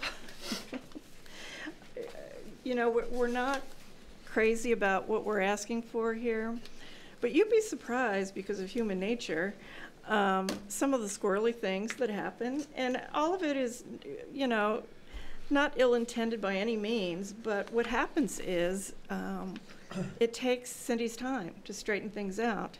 I don't know if you want to talk about some of these. Sure, I'd be happy to talk about the form especially, because what had happened is people would send me emails and they expected it out that afternoon or that day. Well, as I was learning my new position and working with the school board, I had to push these off, and people were like sending me more emails saying, I really need this out, I really need this out. So what I did is I created a form, and that helped buffer some of that, because it also gave me some buffer zone of, you know, like I put on here 10 days to process. My goal is usually to process it by the end of the week on a Friday, but it's getting people to start thinking ahead a little bit, that if they want something done, that I can't necessarily get it out the day that, or the minute they ask for it. And I'm sure some people think that it's easy to just forward it. That's what they say, just forward it. But the problem is with just forwarding it, one, I want to review it. Two, I want to see, to make sure that, did they put a subject line? Did they put which grade levels? It's you know, we want to make sure that we're sending it to the right group of students. We also want to make sure we're sending it to the right schools. And as you know, when you're looking at other people's posters from time to time, you're looking at it and you're like, where's the subject, or where is this held? And you're looking, and most of the people making these posters are not marketing gurus. There are regular public that's just trying to promote a great cause. So having this form has really helped me streamline the process, and it's also it's also created a little bit of pushback, because they're like, why do we have to fill out this form now? The other thing with the form is that it also creates, we wanted to put on here that they are representing their business or nonprofit and their ethical nature, because we're not able to do background checks on these people who are advertising through our listserv. So we wanted to make it known, and also when I send out emails, I also write that it's not endorsed by the superintendent, the school board, or the RSU on each of those emails that go out. So that's important, I think, for our school district to consider. They may be great causes, but we don't have the manpower to be checking their background. It's a lot of work. I mean, it doesn't sound like it is, but considering that's not why we have her, Cindy's role is not to be the community bulletin board person. And I guess what we're before the board is, you have a couple of options. We can leave it as it is.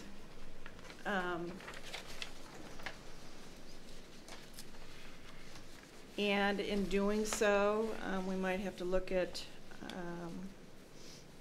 manpower for Cindy to make this happen. Or we can tweak the policy. We can send only RSU notices and PTO boosters, anything that's related to the schools. We could add to that the rec programs, anything municipal, state, or federal. Ideally, it would be wonderful if the towns, because these really are community events, if somehow we could, and we have spoken with the town manager, at least of Wyndham, and it's a conundrum for them as well, to be honest. I mean, this is, because essentially what you're talking about is manpower to make this happen. And I don't have children in the schools any longer, but I know that there's a lot of worthwhile activities out there that are happening. It remains to be seen whether it's our duty as a school district, to be the ones, the vehicle by which they advertise their activities or not, or whether it really is more a function of the town, which it's almost like now we've assumed this role, and it's kind of morphing. And at some point, we might have to consider, and if it's not tonight, maybe down the road, we're making it easy. We're making it easy. And if we say, perhaps you need to speak to the town and have it posted on the town website, on their community bulletin board, it's all habit. You know, we're all creatures of habit. And it's just a matter of, either we no longer do this, but feel free to go to the town, and perhaps we could collaborate with the town, and then on a monthly basis provide a link to their community page, so that we are assisting. There's a lot of different ways, but I guess the reason why we're here is the committee, Diana and I, we can't make this decision. It's what is the will of the board? What direction do you have to give us? Going to go first. Thanks, Cindy and Kate. I've read through all of this, and for me personally, because I don't have kids in the school any longer, this is really kind of a no-brainer. I think it's a lot of work for Cindy, and I would change the policy to we just do RSU, and maybe help to facilitate something like you're saying. But I think when you try to add one little thing, what's a rec program then, and that would just, it's hard to draw the line. Not particularly of interest to me, most of the things. So for me, that would be my recommendation, just because I think it's a lot of work and a lot of things that I get, because I get on listservs, and it's just not even a good use of my time. It's certainly not a good use of Cindy's time. So that'd be what I would say. I agree with Jerry, because it's a two-part thing. One is the extraordinary outside of the scope of what Cindy's regular job is, what she's doing. To give her more help, like a part-time person, would only alleviate Cindy's responsibility, but what would be going out would still be cumbersome, and it would still be diluting what is really RSU and what is not RSU. So I agree with you. So I have to look at it from both pieces. One is Cindy is there to do her job. Her job is not a community. She's not the community forum bulletin board person. So and I don't know if it's as easy to go cut and dry, but I totally agree that we have to get there. Do you know what I mean? And I would like to mention one thing, that it's not just me, it's all of the secretaries at all of the schools, of course. I'm sure you're getting it. And oh, yeah. What I've done is I've reeled in some of it. They used to send stuff from outside sources, and I've asked them not to. I asked them to send the outside source information to me, so that way I can have them at least have somebody fill out this form, so that we're seeing what's coming in and that we're distributing it to the places that need to go, so that way you're not getting multiples, or we're trying to eliminate that. We're still on occasion having a few multiples, but we've really reeled it in. But our principals, their voices aren't being heard, and again, to not be able to reach out. And I think of, my stepson's teacher sends me multiple emails throughout the week. So on top of it, we have our teachers that are reaching out to our parents. So we've got tons of emails that everybody's sifting through. So if we can. Yeah, and I think you're right, Kate. It is morphed. It's similar to the more responsibility you take on as teachers and as the school, the happier some parents are to let you do that, and then it becomes the expectation. Well, I think the expectation of the community is now, we'll see it all on listserv. So I think more and more, I think it'll just continue to grow if we don't do something about it now. I'm sorry. And then Actually, as a parent, when we had the discussions, I like getting some of these notices, because if we cut rec and some of those programs, how are they going to get their notices out? Are they going to go back to stuffing paper in the kids' backpacks. But that's what I think we need to discuss, how to. I don't think it's our problem. Right, it's the town, it is That's the right. town, I don't think because, it's our problem personally. see, the It's- town, it doesn't wanna do it because they don't wanna pay Right. for the person to do it. So, we have taken on the responsibility of doing that. I don't think anybody is saying that it's not helpful and it isn't a community service, but that's not our job, to be a community service and to make sure that Charlie goes to summer camp, or that Mabel goes to volleyball, soccer camp, wherever, or there's a race, which is a good benefit, is a benefit race coming up. Well, that's all well and good, but that's community, and that's the town, and The whether good it thing is belongs. the towns have sites, and They we do. we can promote that to Right. some extent. We can And put a push link, it. and we can put a link. Yes, we could promote it and push it in that We gotta get direction. them- But we have to get them to sign up to do it more. Go ahead, So Peg. so two questions. Do you have a feel for, of the non-RSU stuff, how that breaks out in terms of how many are rec-related, youth-related, all I other would say, versus all others? if I had to guess, I would say over half is the rec program. Or the rec. All of the rec sponsored programs. It may even be 2/3. It's a good chunk of it. So cutting out the other community So it doesn't almost save you, I mean, that's what I'm trying to get No, at. I think It that's doesn't the save you problem is much. we're not really saving much. So that's why when we were looking at trying to, and we've spent hours discussing this, how do you consolidate this and try to support at the same time? And it's a very, very difficult subject because you don't want to push out some groups when you're allowing many.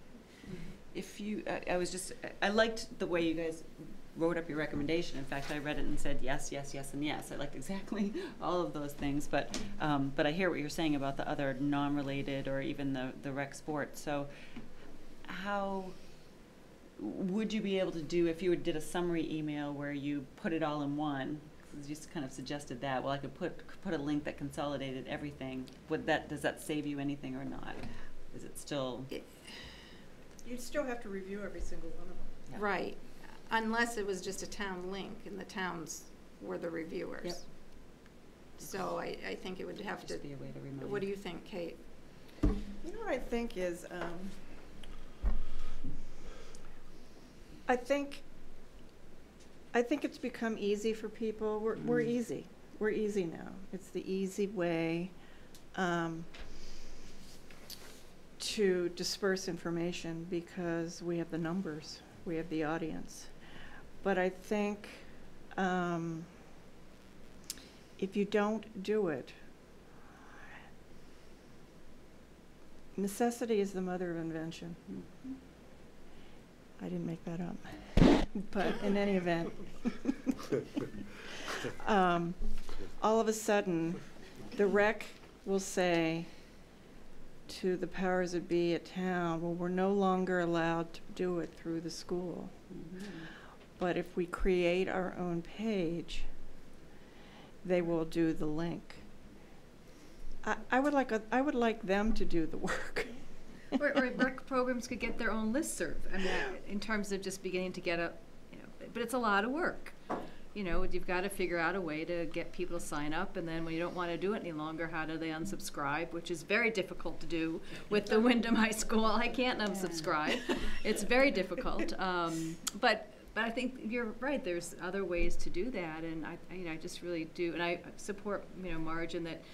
It does dilute some of what is really important. And we've tried delineating it. I don't know if you've noticed that our subject lines, have RSU business, RSU event. I mean, of course, your subject lines now are, 800 characters long, but. And I can't speak for Raymond, but I know in Wyndham, it is all in town hall.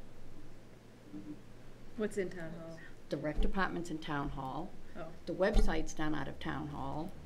I know the people in there who work that site, so it is all under the municipality.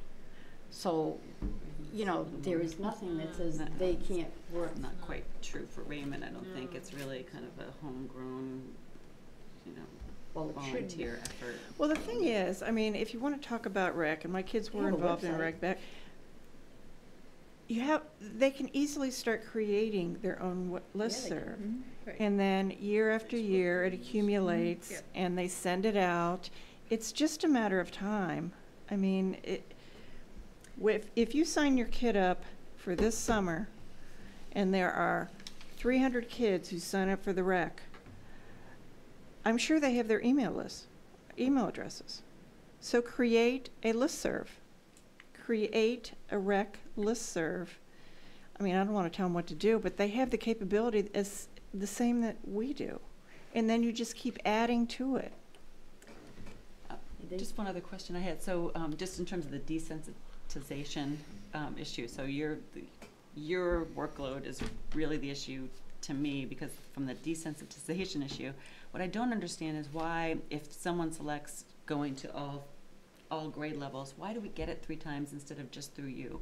Because that's what desensitizes it to me. I'm like, oh, why am I getting this 4 and 5 times? Well, but sometimes they'll ask different people at different locations, and I'm thinking the ones that you're getting the 3 times are more the internal things, and plus in the last few months I was seeing that I had added myself to the other listservs, and I didn't realize that the other schools were duplicating what I was duplicating too. So I'm trying to reel that in. And, you know, it creates a little bit more work on my part, because like today I had a discussion with Marlene Bignell, who does all the sports notices. And she's like, you know, I can easily send this out. And I said, I know, but if it's an outside source, they need to start getting used to just signing this form, submitting it. It's something that we can keep on, you know, in our files, so that way we have something to refer to later to see how often we're advertising for them and whatnot. And so I think maybe your multiples might have been because they were branching out, and I think we're starting to, I'm trying to, yeah, And but I understand. There had to be a means of conveying information to people before. Well, there were a lot of hard copies that went through the Eagle News. they send them home with kids, yeah. In the Wyndham, we used to have the Eagle News. They still sent, and that's another thing. That still comes home, because it comes home electronically from every school with that whole list of stuff that is also going on. So you're getting told 10 ways from Sunday what should be going on. So I just think there's other ways that, and where do we go from here, I guess, is the thing. I mean, I personally definitely think it needs a change, and the change needs to be twofold. One, less work for, less of this type work for Cindy, and secondly, less of my inbox and everybody else is being totally full of what is kind of, I won't say irrelevant, but it's like white noise. Yeah, but not really, you know, being able to differentiate. A lot of times you have to open because you can't tell from the heading. I mean, on what it is. Well, let me ask this. I mean, not having young children any longer, is it not a natural thing? Summer's coming. I want to see what the rec's offering, that I would look into it. That, I mean, is there not some initiation on parents' part that, let me get the information? There should be. Do you know what the rec department? Do you know what the rec department does now? At one time, not that long ago, the rec department, like adult ed, used to send out a thing, a listing. A little brochure thing? Yeah. This is all the summer programs and blah, blah, blah. Oh, they don't do that anymore? Until they found you. Now it all comes home through, now it all goes home through listservs, and I don't know. What do you guys think? I think we're under no obligation to act as, you know, a communicator for community events. Again, just echoing the fact that, I mean, these are all worthwhile causes, but I don't think we can minimize the impact that it's having on our message being lost. I mean, I get inundated with these emails, and I've trained myself now to look at what school they're coming from. If they're not coming from the Manchester school or the primary school, or it doesn't say school board in it, I'm not really interested, and it's just a lot of deletion on my part and on everybody's part. So I think it's important that what goes out is school related and is easier to find. I mean, I would love to get to a point where, you know, if we've gotten rid of the community things, where we can start to better make things clearer on what the subject of the email is. I mean, because we're still going to get ones that are sports related, and I don't have kids in high school sports, whatever, so I don't need to look at those things either. So whether it's color code or whether it's just a big block subject, sports, education, whatever, something like that moving forward. But the first step is to get rid of all the community things. Just to ask you a clarifying question, so are you talking about your RSU email or your personal email? Because you're still going to get those, whatever goes out in your RSU email. Just for thought. No, Just either. okay. Because I'm getting them, because a lot of us are getting them in both. Yep. Obviously, you've signed up as a parent. I guess I'm on board as far as switching that to the town's responsibility, or each one of these places like Wyndham Soccer they have an association, and we do sign up and give them our emails every year. So I mean, they have that information. I would just like to see it give them a date a little bit out, saying, okay, as of this date we stop. Give them a chance to build that up, or know that it's coming and they got time to do it. Because a lot of those people are volunteers too, and they've got time to do it. So I think that would be my only caution. I'm on board. It's reasonable. I'm on board. I'd just like to see a timeline where they have time to react. What do you think, I mean, I'm just talking out loud based on what you just said. If the policy, you're not going to like this, but if the policy committee met in the next couple of weeks and crafted something and gave notice to, and I don't even know what the mechanism would be for that, but in any event. Reverse listserv. Reverse listserv? Just kidding. Yeah. Yeah. Don't confuse me. I'm sure We can do that, right, Bob? I'm sure they have a list. But in any event, I mean, to make it really clean, the reason why I push for this is to start the school year. I agree. Yep. And then the last thing, You can add your 2 cents in a minute, as soon as Eric has his. I apologize, Mr. No, that's all right, go ahead. Something you had touched on. So if the town or these people go to a certain community board, which is a good place to go, we would possibly be able to once a month say, check your thing, link I think that to it or would be, something I like think that. it'd be a great way. We'd still be reaching out, maybe Yeah. do it once a month. Just a reminder, check your Or calendar, just say, you know, check your board. don't forget to check the links, and I could even provide the links once a month or something to say, hey, this is what's going on in your communities. We're still helping. And, Oh. right, we're Right, still right. assisting, but we're kind of pushing it back to But the she's towns not a little bit. managing, she's Right. just providing, and she's just not reminding me, editing. hey, and she's- numbhead, take a look. Right. The other, I mean, we And I say that to definitely want myself, to do because that. that's what I would need. And is there a way to get, I think you said some schools or have community tabs on their, like, could you get a community tab and they once a month could update the community tab or something? well, we have a community Okay, you tab, do, okay. and we're linked to those areas, and I think our community is just not used to looking for it. Okay. I think they're used to it being fed to them, and I Right. think that's just something Right, that they're they've been not used to. trained and- Yep, Good. and it's something Do they've we never had have, to do. do we have the Wyndham and the Raymond? We have Wyndham and Raymond libraries, and we have the Wyndham and Raymond town offices, we have the police stations and the Cumberland County. Do we have their website there? Because in their website is everything. I mean, if I bring up That's what the tab is, Wyndham right? The tab Town. is for. It's for everything. Right. Now, In that if is they that. want to Right. send me a localized special place, I could probably put it on our appearance and information page and make it linkable there also. Okay, that might be. yeah. But So you're just supplying the link.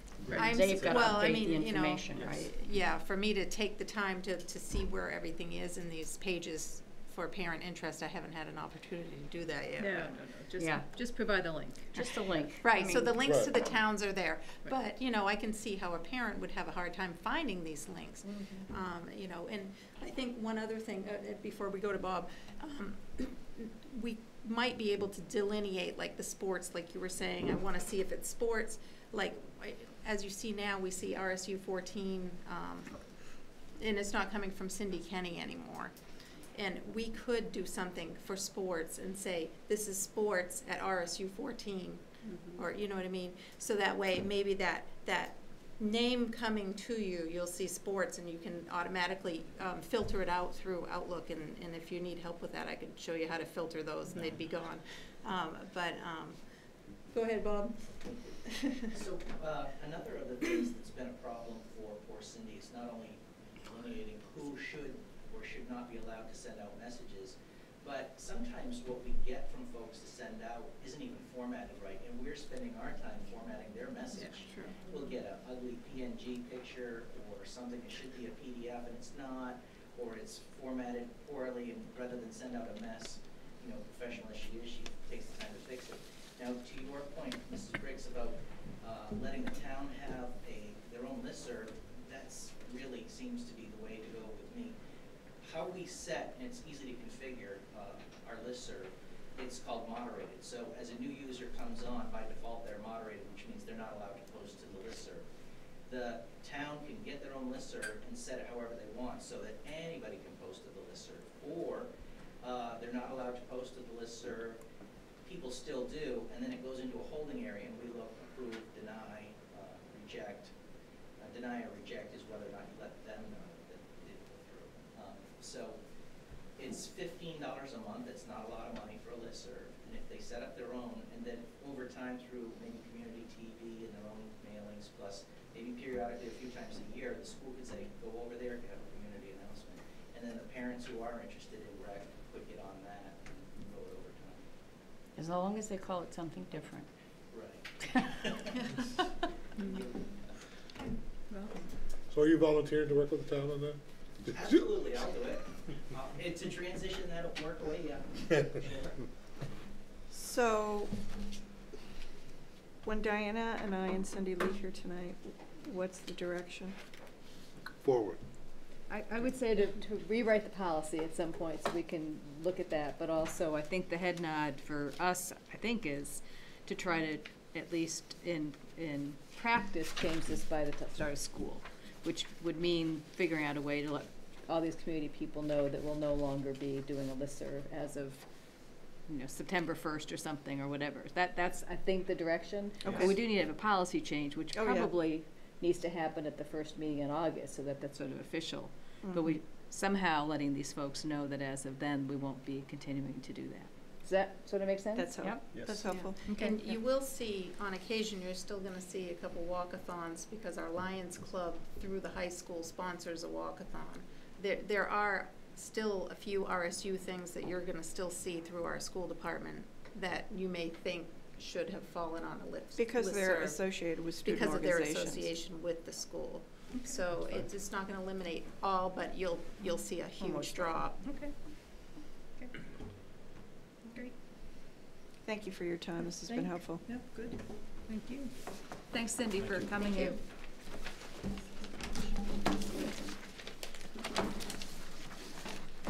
Okay, I don't want to, did we get a head nod or something from everybody on that? It was Yep. kind of like, Yes. just kind of, Well, I don't know if we got an official. I think we have some others. majority. That's my official. well, we'll just, What is an 'cause, official head nod anyway? think you Count should how at many least people are because- nodding? Yeah. How many votes did they So get? I guess it would be the majority, I would say. All in favor, not becau- up and down. Yeah, because I don't think Jen or Diana, I don't want to speak for you, but you were saying no, so No, I know, it's just a dilemma, because I don't know, so it's yes or we no. did meet with town manager and Wyndham and discussed them doing it. We haven't done much with Raymond, and I understand the dilemma. So That we can't be are you gonna- advertising for everybody. So do you agree with what we're saying there? I know Jen doesn't, No, but. it's a majority. That's not that I don't, I I appreciate know. Cindy's position. I get I that. want No, I to free know. her up, and I think We'll would just be put an it down, inconvenience for people. So do you need more time majority. than fall? The majority of the board, Okay. it's the majority that will decide. Okay, onward and upward. Okay, now the warrant for the assessment of the regional school unit tax assessment schedule and notice of installment. And this is something we do every year after the budget's passed. If I could have a motion, please. I move to approve the warrant for assessment of regional school tax, school unit tax, attachment D, and to approve the assessment schedule and notice of installments in the format presented, attachment E. And just so you understand what those are, it's a list of the warrant in terms of what And the you don't have amount to is, explain and then just what the timing is when they Yeah. are given out. And if someone wants to go to the agendas that were sent out, you'll find them in there. I second. Okay, we have a motion and a second. Any comments, questions? Okay, all those in favor? It is unanimous. Okay, next, it will be the RSU14 budget referendum results, and this one will, should be read, the attachment. If I could have a motion. I move to vote that the computation and declaration of votes dated and attached hereto be and is hereby approved. Attachment F. Further, that the computation and declaration of votes be entered upon the records of Regional School Unit 14, the regional school unit.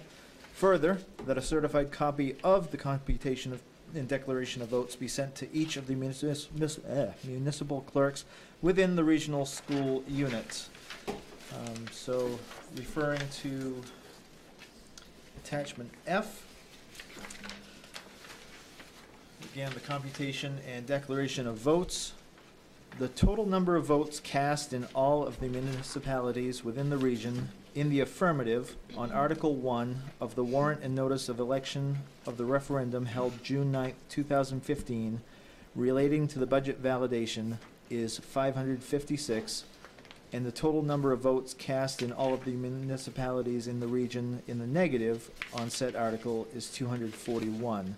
Said votes being computed as follows. The town of Raymond, affirmative, 391, negative, 133. Town of Wyndham, affirmative, 165, negative, 108. Again, the total in the affirmative, 556, negative, 241. The Regional School Unit 14 Board of Directors hereby declares that there were more votes cast in the affirmative than in the negative on said article and finds that said article has passed. Thank you. Second. Okay. Any comments? No. I do have one comment I'd like to make, because I was probably one of many people who were a little disappointed at the low turnout. But I do want to say that I felt slightly better when I read in the paper that all of the surrounding towns did not have much better turnout than we did. So whether people were or were not interested, I guess was not really why they came or didn't come, because multiple towns around us had similar. I had a neighbor call me, and she said, Eric, did you know that there was a vote on the school budget today? And I said, yes, I did. But where I'm going with this is, we're not getting used to checking the town websites or to be looking with the paper, we're skimming, we're not reading, and I'm just as guilty as anybody else. And one of the reasons I thought was timely, but I was, after that conversation, I'm thinking, we're not taking time to drill in. I'm not taking time to drill into things seriously. You look at, we're just kind of going real fast. So it's. I know, it's the way life's become. Sad. Yeah, it is. But anyway, okay. Saying that, all in favor? It is unanimous. Report of the secretary. I move to approve the minutes of the May 27th, 2015 meeting. Second. Okay, any comments, questions?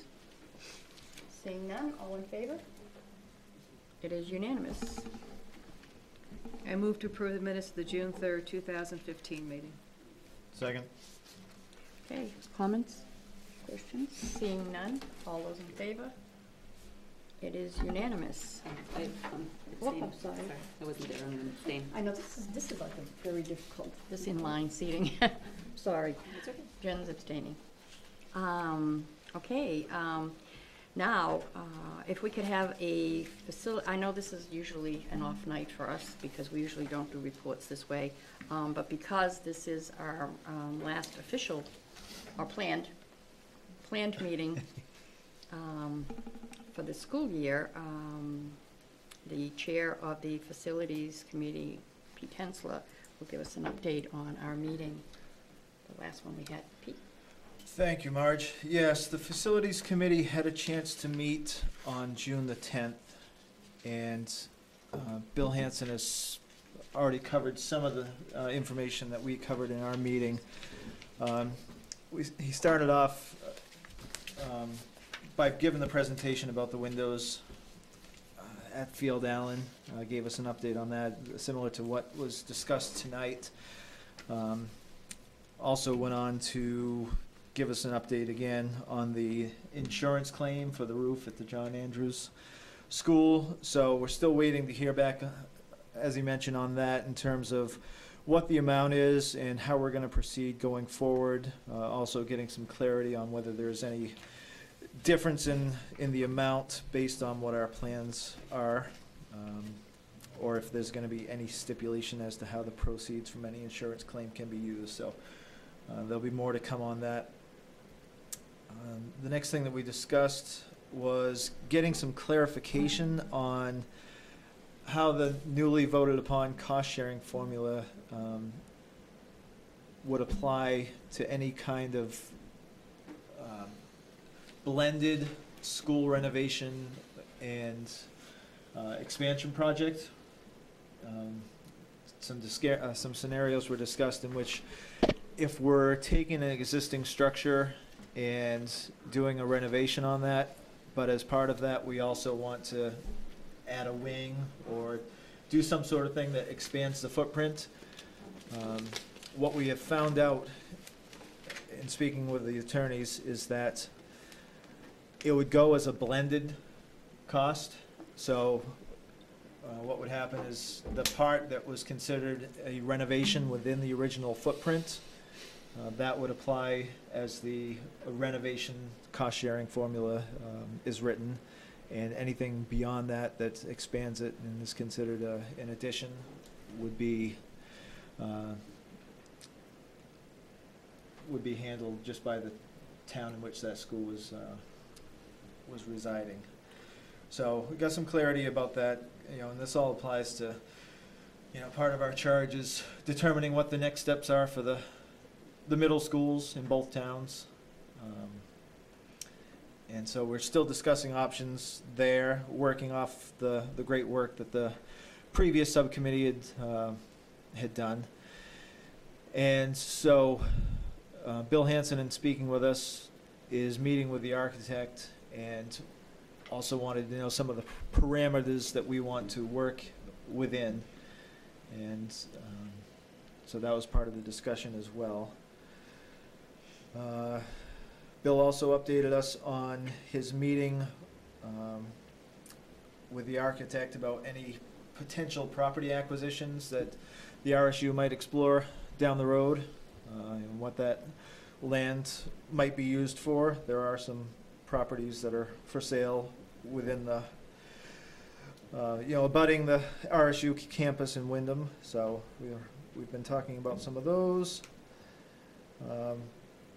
If we do choose with the John Andrews School to demolish it, that's going to create a need for storage because part of that building is being used for storage currently. So we had some discussion as to whether the insurance proceeds from that could be put towards some alternative acquisitions or construction for, to meet our storage needs.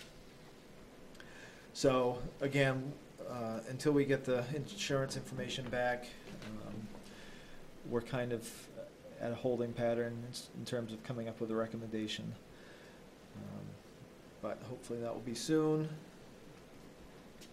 The next item that we discussed was in working towards a recommendation for what we want to do with our middle schools, this is something that we want to get information and input from the towns, the people of the towns. And what our original plan was to craft an informational ballot question, a referendum question, just for informational purposes that would go on this upcoming November ballot. To craft a question to find out what voters would be willing or not willing to support. So that was what we set out to do. It's very complicated just because of the various cost-sharing components, the locations, the needs of each of the schools. And as we were working towards it, what we've thought may be more effective is to leverage the groups right now that are working on the strategic plan, because those groups are going to be reaching out in various ways, through surveys, through other methods, and it's going to have a far-reaching effect of getting input from the people of both towns. So thinking about leveraging that and piggybacking some questions onto there, that would be more effective and easier to craft those questions. So that's the plan. Because we kind of decided that late in the game, even though this is our last official school board meeting tonight, the facilities subcommittee has scheduled an additional meeting for July 8th. So that's going to be the focus of that meeting, is coming up with these questions to include for the strategic plan committee. It wasn't on the agenda, but at some point we again started talking about alternate uses for some of the underutilized space in the buildings in our district. And one of the ideas that came out of it was to reach out to Head Start to see if they may have interest in starting a Head Start program in one of the Raymond schools. So we have heard back. There is some interest, and there is a meeting scheduled to discuss that mutual interest. So hopefully that will be something that could be mutually beneficial. And lastly, we just we started a discussion about the capital planning and the funding of the capital planning going forward. My thought was that I would love to see more put into our capital funding budget, just because of all the needs that Mr. Hansen has said that we've been deferring or have upcoming. So I wanted to come up with a way to start putting money aside. So that was a discussion. We do have a capital budget. I can't remember, Marge, maybe you can remember. Is there a limit on how much we can put into that? I think there was, but I can't remember. But we're not near it anyway. But yeah, no. So I guess it really doesn't matter at this point. Yeah, so that was a future, that was an idea that I threw out towards the end of the meeting, that, we might want to get with the finance committee and discuss how we plan and account for our capital needs going forward. And that was it. Great, thank you. Will we get copies of minutes from Yes, the minutes have not been formalized yet, Okay, but I great. will send those out. So, so tonight is our last planned meeting. There is our next planned meeting should be the middle of August.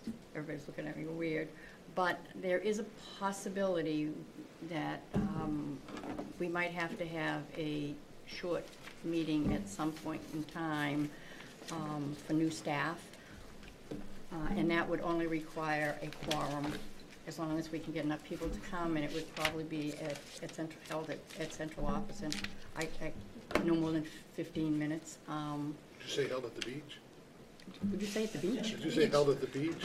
Held at the beach, yes. So we're talking August 19th, is that the meeting? Yeah. The third Wednesday? I think that's our planned, yep.